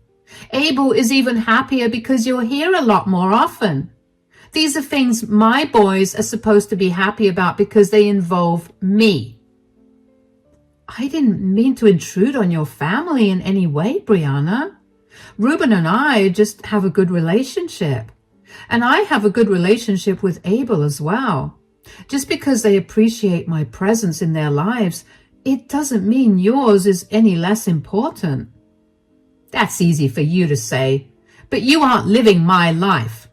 You've been ruining my life since the start, but I kept my mouth shut because I didn't want Abel to think I was crazy. But after Reuben's birth, I wanted nothing to do with you. Abel won't listen to a word I'm saying, and I can't seem to break Reuben away from you. I'm really sorry that I've made you feel that way. If there's any way that I can make you feel better, leave me and my family alone. I don't want to see you ever again. Brianna, I can't do that. I love Abel and Reuben, so I can't just leave them because you feel insecure. I'll do anything else I can to help you feel better. There's nothing else to say then. Brianna, please, let's talk this out. This is putting strain on everyone. That strain will go when you finally leave us all. I was honestly shocked when I found out that was Brianna's issue with me. I couldn't understand why she thought I was trying to steal her life. But I thought that even though I didn't understand, I'd do my best to make her feel better. So over the next few years, I made sure to compliment Brianna both in private and in front of our family. I was very enthusiastic about organizing things for Brianna's birthday, and I made sure that both Reuben and Abel got her presents that she'd like. I went above and beyond to make sure she knew that she was loved and appreciated by the family. I even cut down my visits to Abel's house because I wanted Brianna to feel good. But none of that worked. Brianna continued to treat me the same way, if not slightly worse. I'd kept Brianna's issue with me a secret because I didn't want Abel to fight with her about it.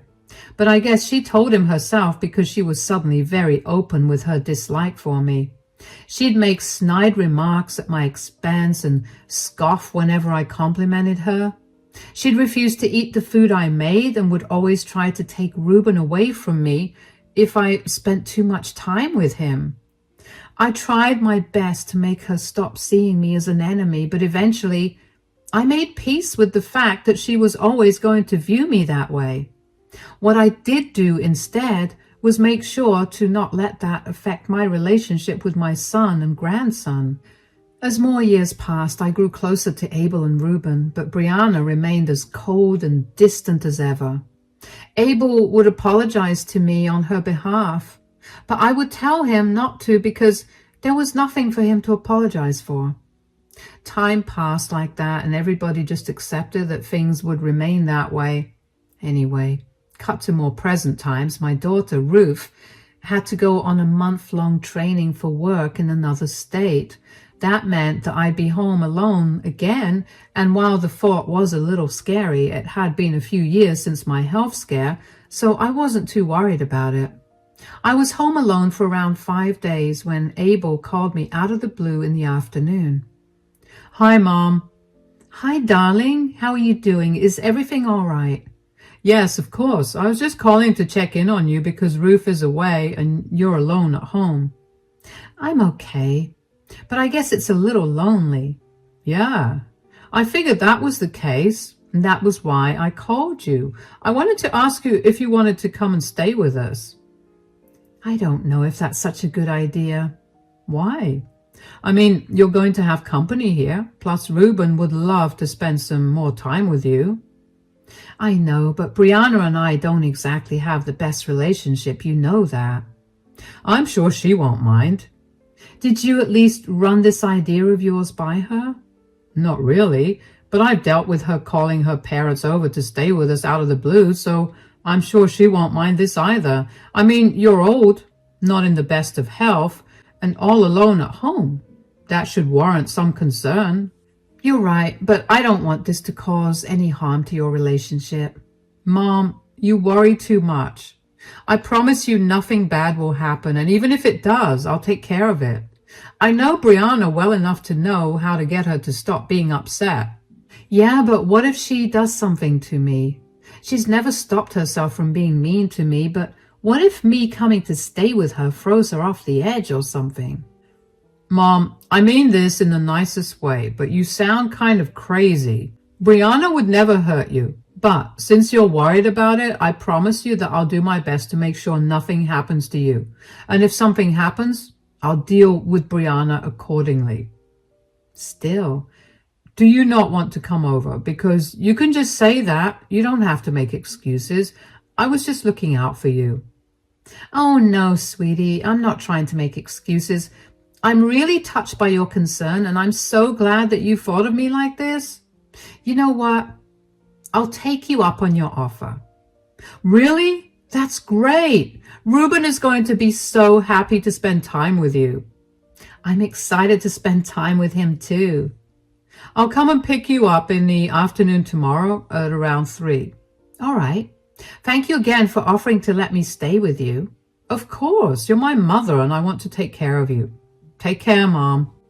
You too, sweetie. I wasn't too keen about staying with Abel, but I also appreciated him thinking of me a lot. Plus, I really did not want to be alone for an entire month, so I figured I'd stay with him only for a week or so. I don't know why I felt like it was a bad idea, like Brianna was going to do something, but I let it go. The next day, Abel picked me up, and when I got to the house, Brianna had locked herself in her bedroom. I asked Abel how she'd reacted to me coming over, and he said that she was mad, but that she'd get over it. I didn't like that reasoning, but I didn't want to impose my views on him, so I let it go. Abel, Reuben, and I spent the rest of the day enjoying each other's company, playing board games and watching movies. Brianna barely acknowledged me, and I felt like that was better than her snarling at me constantly. The next day, Abel had gone to work and Reuben went to school. I was alone at home with Brianna, and I was a little worried, but I convinced myself that I was being paranoid. Around the afternoon, I decided to take a shower, so I approached Brianna and asked if I could borrow a towel. Brianna, could I have a towel? I want to take a shower. Yeah, here. Where are you going to shower? In the bathroom next to my room. Is there a problem with that? The plumbing isn't working properly. Really? Are you accusing me of lying to you? No, I mean, I believe you, but what's wrong with the plumbing? If you must know everything that's happening in my house, the hot water isn't working right there. You have to use the spare bathroom on this floor. The small one? Yeah, the bathroom in our room is a mess, and it's not right to use Reuben's when he's not home. That's the only option you have. Maybe I should just wait until Reuben comes home. I'm sure he wouldn't mind. No, just take a shower there. I promise you it's the best bathroom because the water pressure is really good. You can be out in 5 minutes. I'll keep watch outside the bathroom if you want. I don't want to trouble you. Nonsense. It's no trouble. Come on, let's go. All right. You know how the shower works, right? Yeah, of course. Just show me that you know how to work the taps. All right. This one's cold. Hold on. Brianna, what are you doing? Just stay in there. I don't want to hear any more of you. You understand? Did you lock this door? Brianna, open this door right now, please. No, I'm sick and tired of you ruling over my family. I know you told Abel to let you live here. You just always have to intrude. I swear I didn't do that. Abel called me himself and invited me. Why do you always have to lie? I'm not. I swear, Brianna, please, I'm begging you, let me out. If you want me to go, I'll leave right away. Good. You're definitely leaving here, but I can't let you leave without teaching you a lesson. Brianna, I'm severely claustrophobic. Please let me out. I don't care. You need to learn to not intrude on my family. Once you're out of there, you're never going to mess with us. I promise I'll leave right now. Call me a cab and I swear I'll be out before you know it. Just let me out. Oh, you know what? I just remembered that I have to go grocery shopping right now if I want to have dinner made in time for Abel and Reuben. I have to go. Sit tight, Carol. Brianna, don't leave me. Brianna, hello? I kept calling out to her. I got no response back. I felt panic taking over me. I kept yelling out for her and hoping that she hadn't actually left me. I didn't hear the front door close, but I was yelling so much, I didn't know if I'd missed it. All I knew was that I needed to get out of that bathroom because it was really small and I felt like the walls were closing in on me. When I eventually realized that Brianna was not coming back and that I was truly left home alone, locked in a small bathroom, I began to panic even more. I tried to figure out a way to escape the bathroom, but the door was jammed shut and wouldn't open no matter how much I pulled it. I'm an old woman and I barely have much strength, so breaking the door open was not something I could have done either. At some point, I got tired of yelling for help and trying to unlock the door, so I put the lid of the toilet down and sat on it. I tried to control my breathing, but the more I looked around the small bathroom, the harder it got to breathe. I remember my vision beginning to tunnel and beginning to feel faint, but what happened after that, I have no idea. When I eventually woke up, I was in an ambulance with Reuben beside me. He looked relieved to see me awake, but my head was pounding. When I finally managed to speak, I asked him what had happened. What happened? Where am I? You're in an ambulance, Grandma. You fainted because your arrhythmia got really bad, but you're okay now. Oh, are you all right? I hope you're not too worried. The EMTs told me that you'd be fine, so I'm not really worried. I am worried about what's going to happen between Mom and Dad now, though. Gosh, how long was I in that bathroom? How did I get out? You were in there for about 2 hours. I happened to notice that you were missing and the bathroom door was locked. Mom was out, so I put 2 and 2 together and called Dad and 911. Dad reached here just as the EMTs broke open the bathroom door and tried to revive you. I'm sorry Dad and I didn't get to you earlier. Sweetie, you have nothing to apologize for. I know that if either of you were there, you would have taken care of me. Yeah, Dad was beating himself up about it. I bet. But there's nothing for you to feel sorry about, okay? Yes, Mom. There's my boy. Where's Abel anyway? Dad's on his way, but apparently him and Mom got into a huge fight. What did Brianna say? She thought that we were making a big deal out of nothing and that you'd make us pay for the ambulance ride or something. Why does Mom hate you so much, Grandma? Did something happen between the two of you? It beats me, sweetie. I've been trying to repair our relationship for years, but your mother is just very stubborn. I mean, there must have been something, right? Something must have happened for my mom to hate you so much.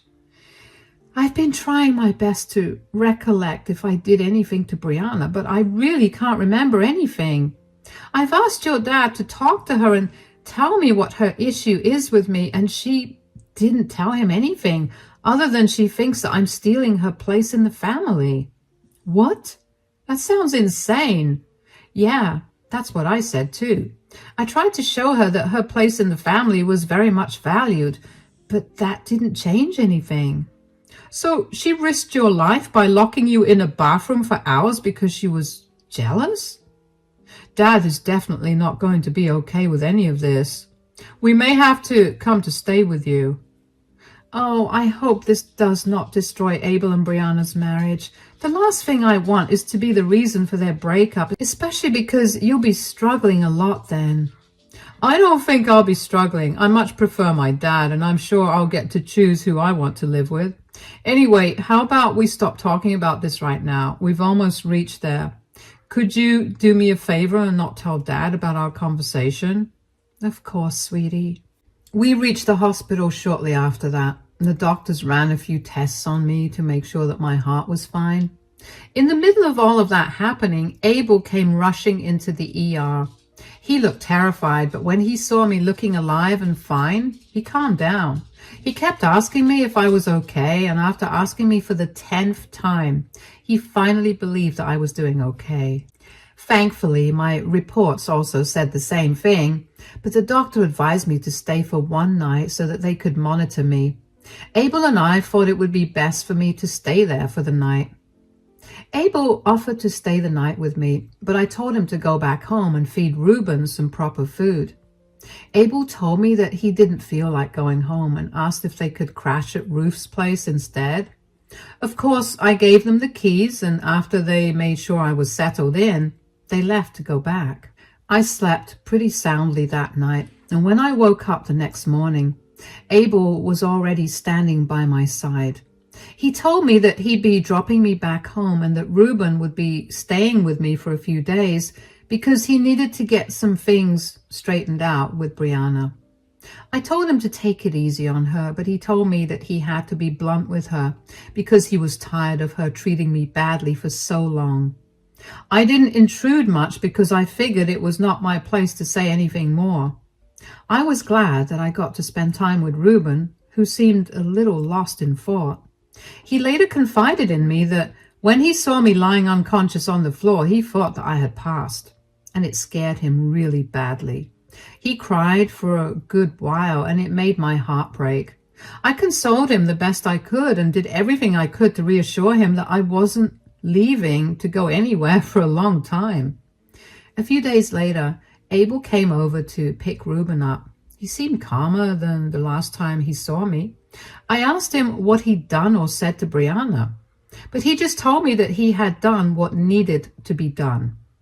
Once again, I didn't push him for more information, but then, only a day later, Brianna showed up at my door. Oh, hello, Brianna. Do you know what my husband and son have done because of you? What happened? They've ruined my life, and it's all because of you.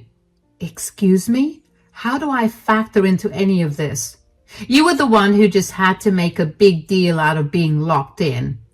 I fainted. How did I make a big deal out of it? Oh, come on. Who just faints like that? You were barely in there for long.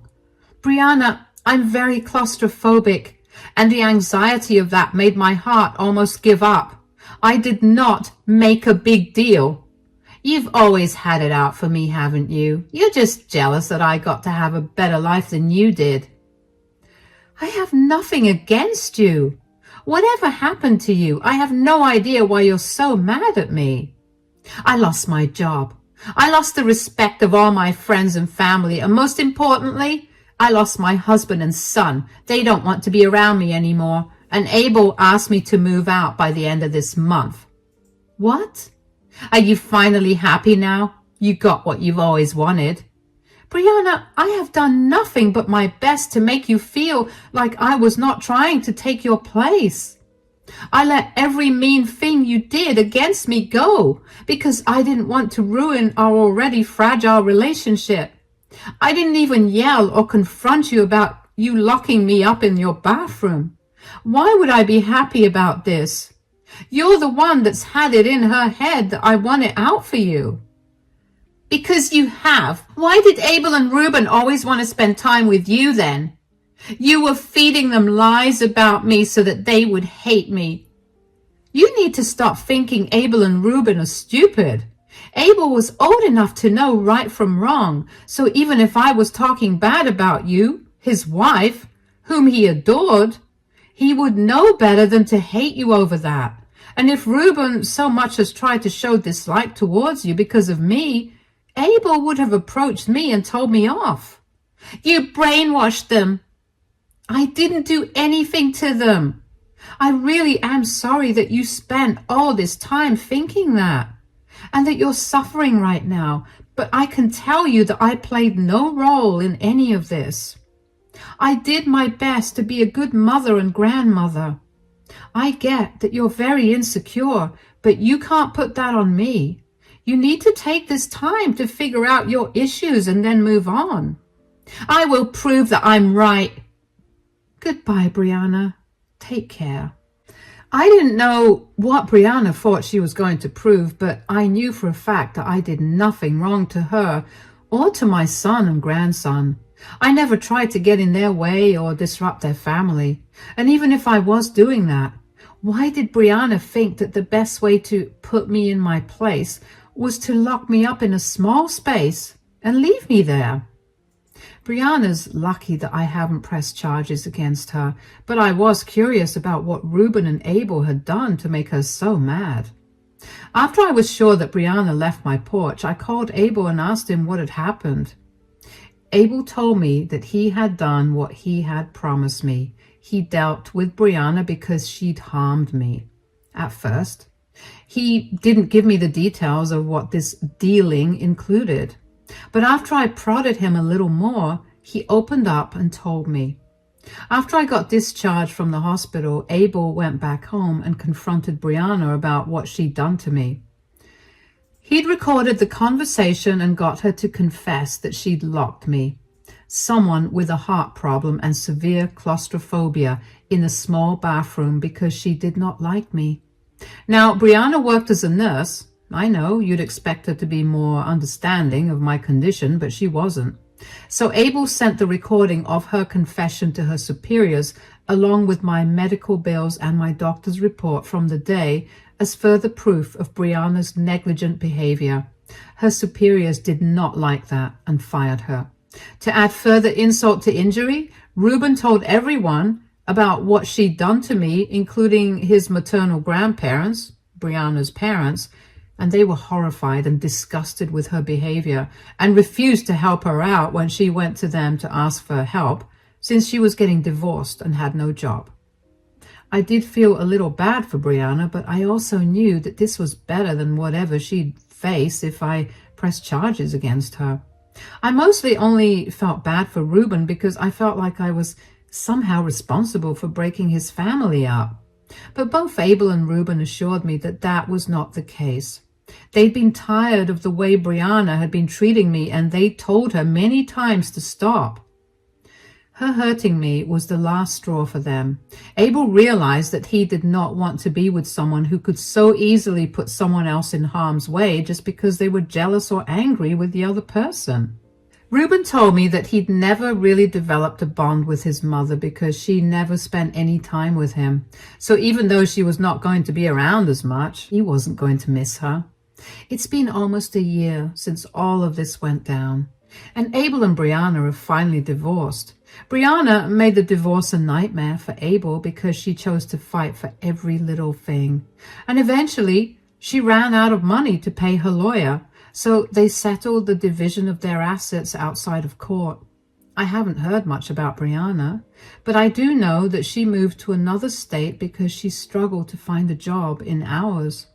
She's still struggling from what some relatives have told me, and it makes me a little happy to know that. I hope that she learns a lesson in compassion and kindness from this and goes on to become a better person. As for Abel, Reuben, and I, we're all really happy now, happier even with Brianna out of the picture. Reuben comes over every weekend to play board games with me, and Abel comes over every few days to check in on me. Life's going well, and I couldn't be more glad about it. Hey there, I'm Jenny and I'm 29 years old. Yup, this is going to be one of those mother-in-law stories, but trust me, today's tale comes with a sweet twist of revenge that'll leave you grinning from ear to ear. So, where do I begin? Marcus, my rock, my partner in crime, and yup, my husband.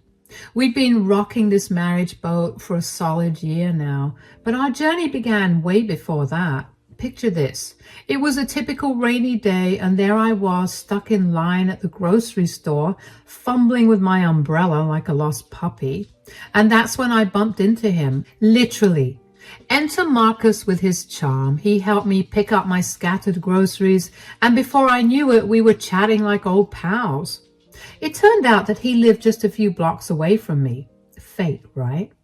From that day on, Marcus became a regular in my life. Our relationship wasn't always smooth sailing.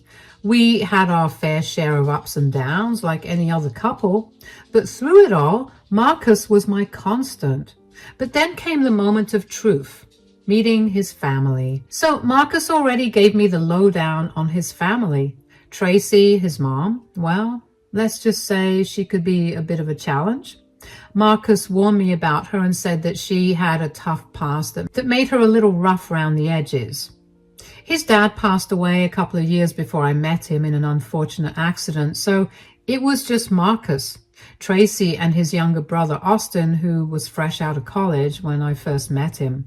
The first dinner with Marcus's family was an interesting affair. So you're the lucky lady Marcus has been raving about.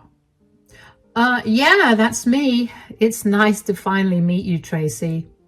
Oh, I'm sure it is. Marcus has quite the taste in women, or so I've heard. Mom, come on. Tell me, Jenny, what do your parents do for a living?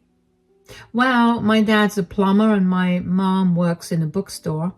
A plumber and a bookstore clerk? How quaint. I suppose that explains a lot about you. Marcus tells me you're a writer. What kind of books do you write? Oh, a bit of everything, really. Fiction, non-fiction, you name it. I hope you're good at cooking, though. Marcus's ex-girlfriend used to make the most delicious lasagna. Mom, that's uncalled for. Let's keep it friendly. Well, after hearing about your background, Jenny, I think the bill will be on me tonight. You must already be draining so much of my son's money. It's not like you're used to seeing much of it, right? That woman was brutal. She had this way of making me feel small, like I was constantly under a microscope, being judged for every little thing. Marcus apologized for her behavior countless times, but it didn't make things any easier. I didn't see much of Marcus's mom before we tied the knot. With Tracy living with Marcus, it just never felt right to broach the topic of us moving in together. It was like we both knew what the answer would be, so why bother asking? Anyway, despite the whole living situation, Marcus popped the question, and I said yes without a second thought. Sure, I had my doubts, especially with Tracy's constant presence looming over us, but Marcus reassured me, saying Tracy just had some issues to work through, especially with her husband passing. And then came the bombshell, telling Tracy we were getting married. She threw the biggest tantrum I've ever seen. It was like something out of a soap opera. Oh, spare me the charade, Jenny. You think you're worthy of my son?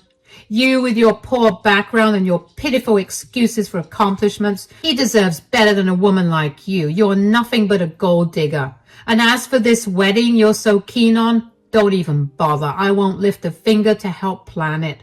Why would I waste my time and energy on a union destined for failure? You'll see, Jenny, Marcus will come to his senses soon enough. And when he does, I'll be here to pick up the pieces of his shattered heart. So go ahead and have your little ceremony. Yeah, those words from Tracy, they stung, no doubt about it. But Marcus, bless his heart, had already made up his mind. He told me straight up if Tracy wouldn't apologize to me, she wouldn't be allowed at the wedding. Talk about a bold move, right? But that's just Marcus for you. always standing up for what's right. So yeah, Marcus made Tracy apologize to me. It wasn't easy, and I could see the resentment in her eyes, but she did it. And you know what?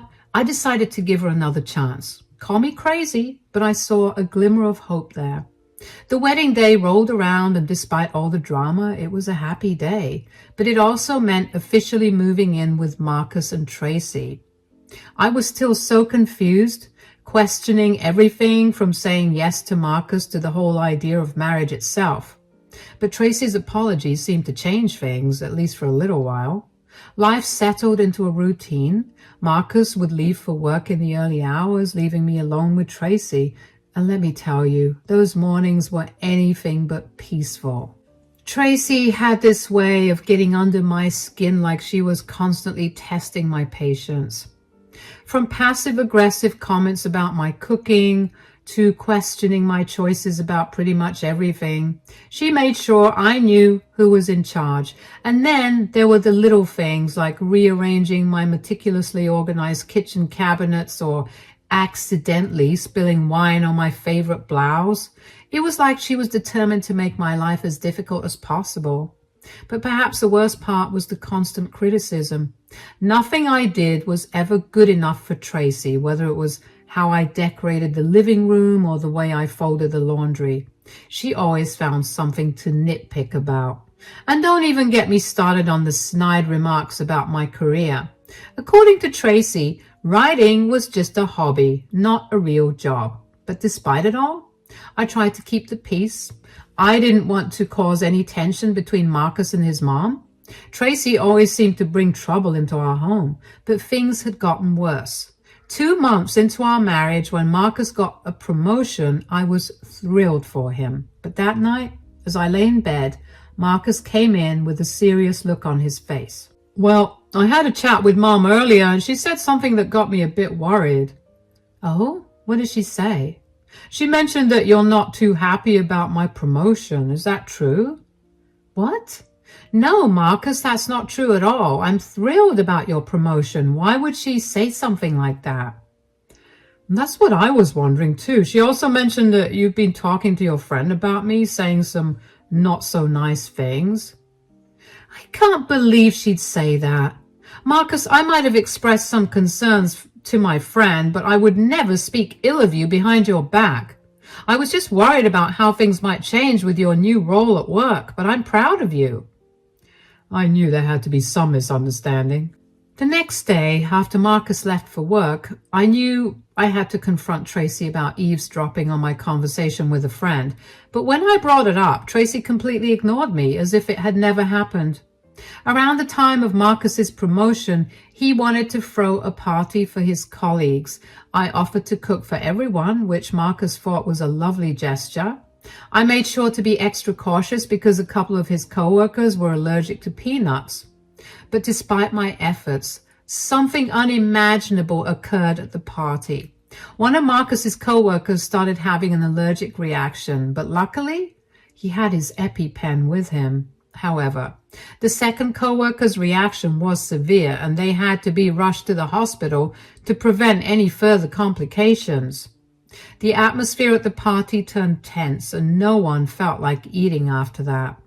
Marcus was understandably upset about the whole ordeal, and the party ended on a bad note, with everyone leaving early.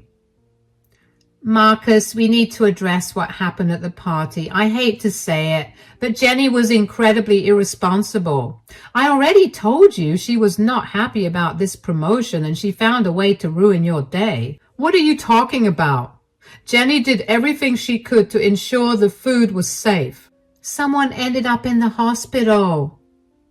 Marcus, I swear I did everything right. I don't know how this happened. Marcus, I've been saying all along that Jenny can't be trusted. She's always been careless. Let's not jump to conclusions, Mom. Jenny, I understand you did your best, but you need to be careful in the future, honey. I think I need some time to rest. Marcus left the living room, leaving me and Tracy alone. You know, Jenny, I hate to say this, but Marcus was really disappointed about the party. You ruined it for him. Tracy, I've been careful with everything, including the food. I don't know how this is possible. Did you do something to... Oh, please, Jenny. How dare you speak to me like that? Stop trying to shift the blame. You're just projecting your own mistakes onto others. Looking back on all the times Tracy tried to make me look bad, I'm amazed by how Marcus always had my back. He's the sweetest and most caring person I know. Even when Tracy tried to break us apart, Marcus stayed by my side, believing in me like no one else did. About 6 months ago, I had a big meeting with a publisher for a new kids book I was writing. Marcus had just left for work when Tracy showed up in my room saying she felt sick and asking for tea. Even though I was in a rush, I made it for her and offered to take her to the hospital, but she said no, she just wanted to rest. When I got back from my meeting, things were crazy. Marcus sat there, his face clouded with worry, and when I asked him what was wrong, he told me that Tracy was missing and wasn't answering her phone. I felt a knot form in my stomach. I remembered her saying that she wasn't feeling well earlier, and now I started to worry too. We decided to reach out to people we knew, including Austin, to see if anyone had heard from Tracy. Then, around 11 that night, Tracy returned. "Mom, where were you? We were worried sick." "Oh, Marcus, I'm sorry. I had to go to the hospital. I had to walk back from there because there were no taxis and my phone died, so I couldn't pick up your calls."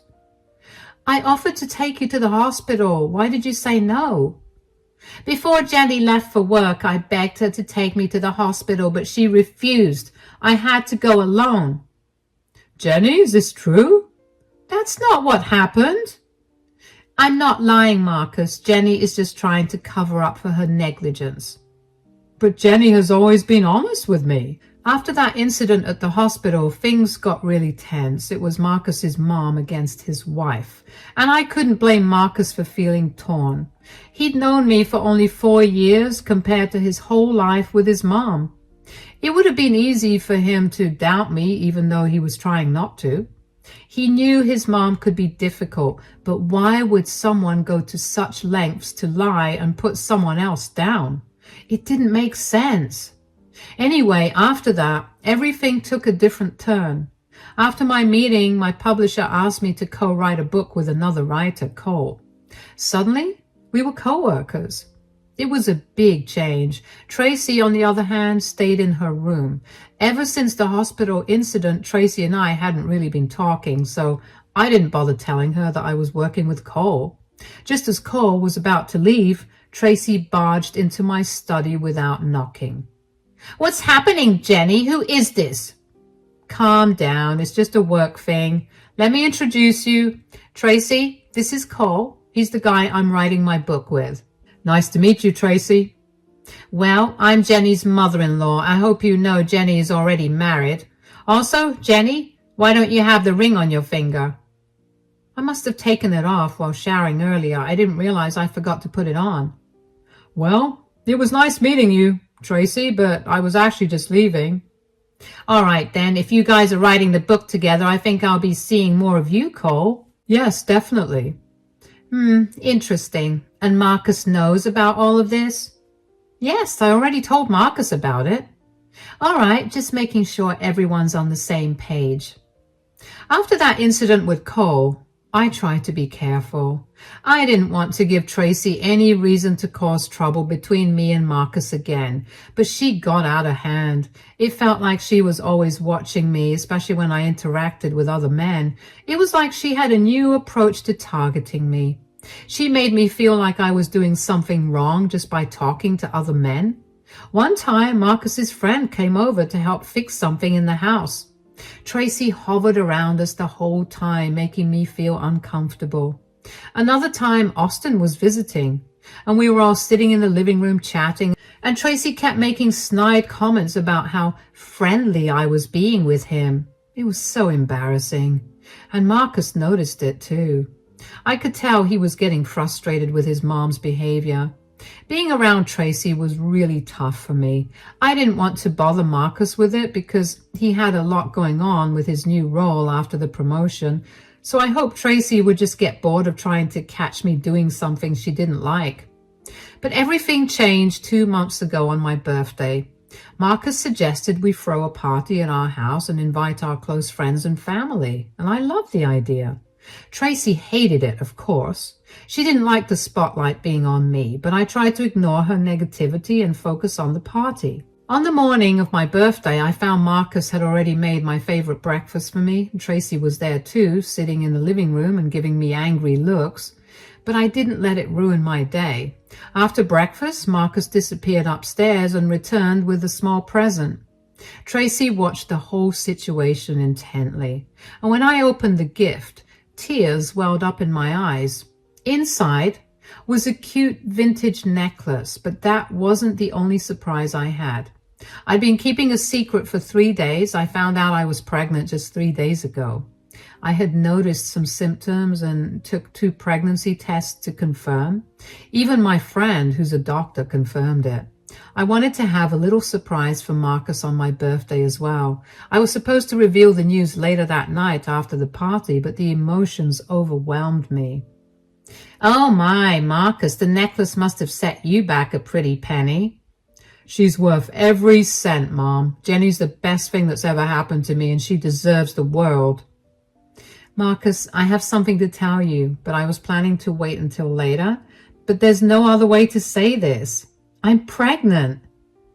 Jenny, this better not be a joke. Are you serious? Yes, you are going to be a dad. You have made me the happiest man on this planet. I love you so much. Are you kidding me? How is that even happy news? First you marry a girl like her, and now you're having a child? What are you thinking, Marcus? Are you even sure the child is yours? Haven't you seen the way Jenny is around other men, especially that co-worker of hers? What's his name, Cole? You're being naive, Marcus. You don't know what she's capable of. I wouldn't trust her if I were you. She's trouble. Mark my words. Mom, I won't listen to you bad-mouthing Jenny. She's the woman I love, and I won't let you disrespect her. Disrespect her? I'm just trying to protect you, Marcus. You're making a mistake by staying with her. How can you even accuse Jenny of such things? Enough is enough, Mom. This is your grandchild that you're talking about. I can't believe this. I'm not going to let you ruin today. Go wherever you want to, but please don't be at the party tonight. Fine, if that's how you want it. Marcus watched as Tracy stormed out of the room. Don't worry, Jenny. We'll have a wonderful party tonight, just us and our loved ones. I'm sorry about my mom. After Tracy left an hour before the party, everything went well. We didn't share the news of my pregnancy yet, but the birthday celebration was great. Despite that, I couldn't shake off the hurt from Tracy's words earlier, but I wanted to focus on being happy for Marcus and our baby. After the party ended, Marcus helped me clean up before heading upstairs for sleep. Tracy had returned home by then, and later, while getting a midnight snack in the kitchen, I bumped into her. Do you think you can hide your secrets from me? I'll expose you in front of Marcus and everyone else. Tracy, what are you talking about? There's nothing to expose. Don't play innocent with me, Jenny. I've seen the way you look at other men. You're up to something, and I'm going to make sure Marcus knows the truth. He deserves to know who he's really married to.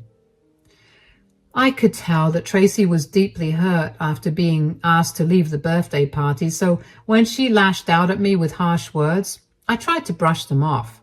But little did I know that Tracy was about to take things to a whole new level. The next day, as I headed to the grocery store, I noticed Tracy's car following me. At first, I thought it was just a coincidence, but it kept tailing me wherever I went, and when I tried to confront her at the store, she tried to hide. But I saw her. I was furious. It felt like a massive invasion of my privacy. When Tracy returned home hours later, she refused to tell me where she had been, adding to my frustration. A few days later, I had to visit the doctor with Marcus and then head to the publishing house for some work. And once again, Tracy was following me. And that night, I could not shake off the feeling of being watched. I knew I had to talk to Marcus about it. When I finally brought it up, Marcus was shocked. He could not believe his own mother would do something like that. I knew I needed to get back at Tracy, and I had exactly what I needed to do in mind. But it would be a big ask, a very big one from Marcus. There's something I haven't mentioned about Tracy yet, a big secret that she's been keeping. She had a secret, one that only Marcus and Tracy knew about. Marcus confided in me about it because he shared everything with me. Years ago, when Marcus was just 11, he found out that Tracy had been cheating on his dad. And to make it worse, the guy Tracy had been cheating with, Bob, wasn't just anyone. He was Austin's real father. Tracy was open about it with Marcus because he had caught her in the act, but she couldn't bring herself to tell her husband, Marcus's dad. Marcus was torn between telling his dad and Austin, who didn't even know he wasn't Marcus's real brother. Tracy begged Marcus to keep the secret, and it weighed heavily on him. He regretted lying to his father and his brother, but he believed it was better for his dad not to know, as it would have made life unbearable for him. Despite Bob's desire to meet Austin and be a part of his life, Tracy convinced him it was best to keep their distance to avoid complications. Tracy was a master manipulator and a liar. You know, I've been thinking with everything that's been going on lately, do you think it's finally time? Time for what exactly? Well, you've always wanted to tell Austin about his real dad, but we've been holding back. But now, with Tracy's recent behavior accusing me of things she's guilty of herself, don't you think it's time to come clean? Yeah, Tracy's really crossed the line with all this. So, do you think it's time to have that conversation with Bob? And if he's okay with it, can we finally tell Austin the truth? It would be really hard for Austin, but you know, I've been mulling it over and I think you're right. Mom's actions have made it clear that it's time to set things straight. And reaching out to Bob wouldn't be too difficult. I still have his number saved. I don't want to pressure you into doing anything, Marcus, but for Austin's sake and for Tracy to face the truth, I think it's the right thing to do. If you're not comfortable with it, just say the word and I'll drop the idea. No, Jenny, I think it's time. Mom's accusations have gone too far, especially when she's hiding her own secrets. It's unfair to keep letting her control our lives, but how do we go about it? Do you trust me, Marcus? Absolutely, Jenny. Then let me handle it. Give me Bob's number and I'll take care of the rest. I took Bob's number from Marcus and had a conversation with him on the phone. We arranged to meet the next day for a cup of coffee in the afternoon, but then I had realized that Tracy wouldn't let up and would likely follow me. I hoped she would see me with Bob and realize that I was aware of the situation and had control over it rather than her controlling me. It was time to assert myself and put an end to Tracy's manipulative behavior once and for all. The next day, I slipped out of the house telling Tracy I was meeting an old friend. She seemed suspicious, and I was fine with it because I needed her to follow me. As I drove, I stopped at a restaurant and waited, and soon enough, Tracy's car pulled up outside. I could not help but chuckle at the situation. Tracy thought she was being sneaky, but I knew she was following me. She tried to disguise herself with sunglasses and odd clothes as she entered the restaurant. But then Bob came over. I explained everything to him, and he agreed to meet Austin. Meanwhile, I noticed Tracy sitting across the restaurant, looking shocked and pale. I knew she had realized her secret was out, and after my chat with Bob, I returned home. Tracy was waiting for me. Her behavior was tense and uneasy. Jenny, we need to talk. What's up, Tracy? Look, I know you know. Please just tell me who told you. Oh, Tracy, don't you know? I've always known. Please, Jenny, you can't tell anyone. You can't tell Austin.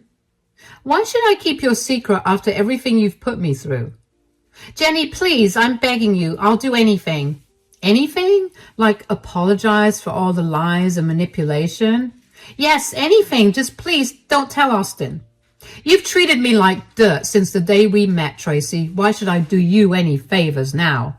I know I've made mistakes, but please, Jenny, don't ruin everything. Please don't let this secret out. Ruin everything? You mean like you've been trying to ruin my life? I didn't mean to hurt you, Jenny. I was just trying to protect my family. Tracy, you talk about protecting your family, but look at what you've done. You've been trying to destroy your own son's marriage, and for what? Your own selfish reasons? You've been lying to Austin his entire life, keeping him in the dark about who his real father is? You've lied to your husband. You've already ruined one family, Tracy, and now you're trying to ruin mine? I didn't mean for any of this to happen. Oh, please spare me the excuses. You knew exactly what you were doing. Tracy, I know you've never been fond of me, but seriously, fabricating lies and putting people's lives at risk, like what happened at the promotion party just to stir trouble between Marcus and me, do you really think that's acceptable? All the problems you've tried to sow between us since our wedding day? Are you proud of that? Well, it's all catching up to you now. There's nothing you can do to stop it. Bob wants to meet Austin too. It's unbelievable that you've kept a father from his son all these years just to hide your own infidelity. Jenny, please, let's discuss this. There's nothing left to discuss, Tracy. Tracy ran upstairs in tears, and while part of me felt sorry for her, I also felt a bit relieved. She's been making things tough for me since I got married to Marcus. But now it seemed like her secrets were catching up with her. When Marcus got back from work that evening, Tracy tried to talk him out of it, but Marcus wouldn't change his mind. Late into the night, Marcus and I discussed whether we were doing the right thing by informing Austin. I wondered if Tracy had learned her lesson from the scare earlier, but Marcus believed that Austin deserved to know the truth at this point. So Marcus called Austin and asked him to come over on the weekend for a chat. Tracy did everything she could to stop us during the week, but we didn't let her get in the way. Finally, the weekend came and Austin showed up as planned, and the truth was out. How could this happen? I've been kept in the dark for so long. I know, Austin. I should have told you earlier, but Mom asked me not to. It was a complicated situation. You can blame me all you want. This isn't on you, Marcus. You're my brother and I know you. But Mom? You've always been selfish. This is like my whole world crumbling down. Please forgive me, my son. I know I've been selfish. Can we try to make things right? I don't know if I can, Mom. What about Bob? I want to meet him. I'm partially relieved that Dad isn't here to see this. He would have been heartbroken. It's like everything I've known has been a lie. How could you do this to us, Mom? I can't even look at you the same way anymore. But meeting Bob might bring some closure. Finally knowing the truth about my real father. It's just hard to wrap my head around all of this. I need time to process everything and figure out where to go from here. Yeah, Bob has been wanting to meet you for ages, but Tracy didn't allow it. I'm not surprised. Jenny and I will support you when you meet Bob. Absolutely. We're here for you. Well, I have made a decision. Mom, you can't stay with me and Jenny anymore. I believe you have sufficient funds to move out and get a place of your own. So you better do it. It's time for both of us to move on and live our own lives separately. This isn't healthy for any of us. I can't keep enabling this behavior. Please, Marcus. Austin, listen to me. I know I've made mistakes, but I'm your mother. I have nowhere else to go. I've been a terrible mother, I know, but I'm begging you to forgive me. Neither Marcus nor Austin have forgiven Tracy yet. After all the chaos Tracy caused, things are finally calming down. Tracy left 2 weeks ago, and since then it's been much quieter around here. After all the trouble she caused, it's almost a relief to see things turning out this way. I'm glad she's no longer part of our lives, and it's a bit of a relief knowing that she's out of our hair now. Austin got to meet his real dad, Bob, which was a big moment for him. We're doing our best to support Austin during this time because we understand that he's been deeply affected by everything that's happened. Marcus and I are focusing on creating a nice, calm home for our baby. We've decided to keep things drama-free from now on without Tracy's constant turmoil. It's just been a relief to have some peace and quiet. We're feeling hopeful about the future and excited to welcome our baby into the world.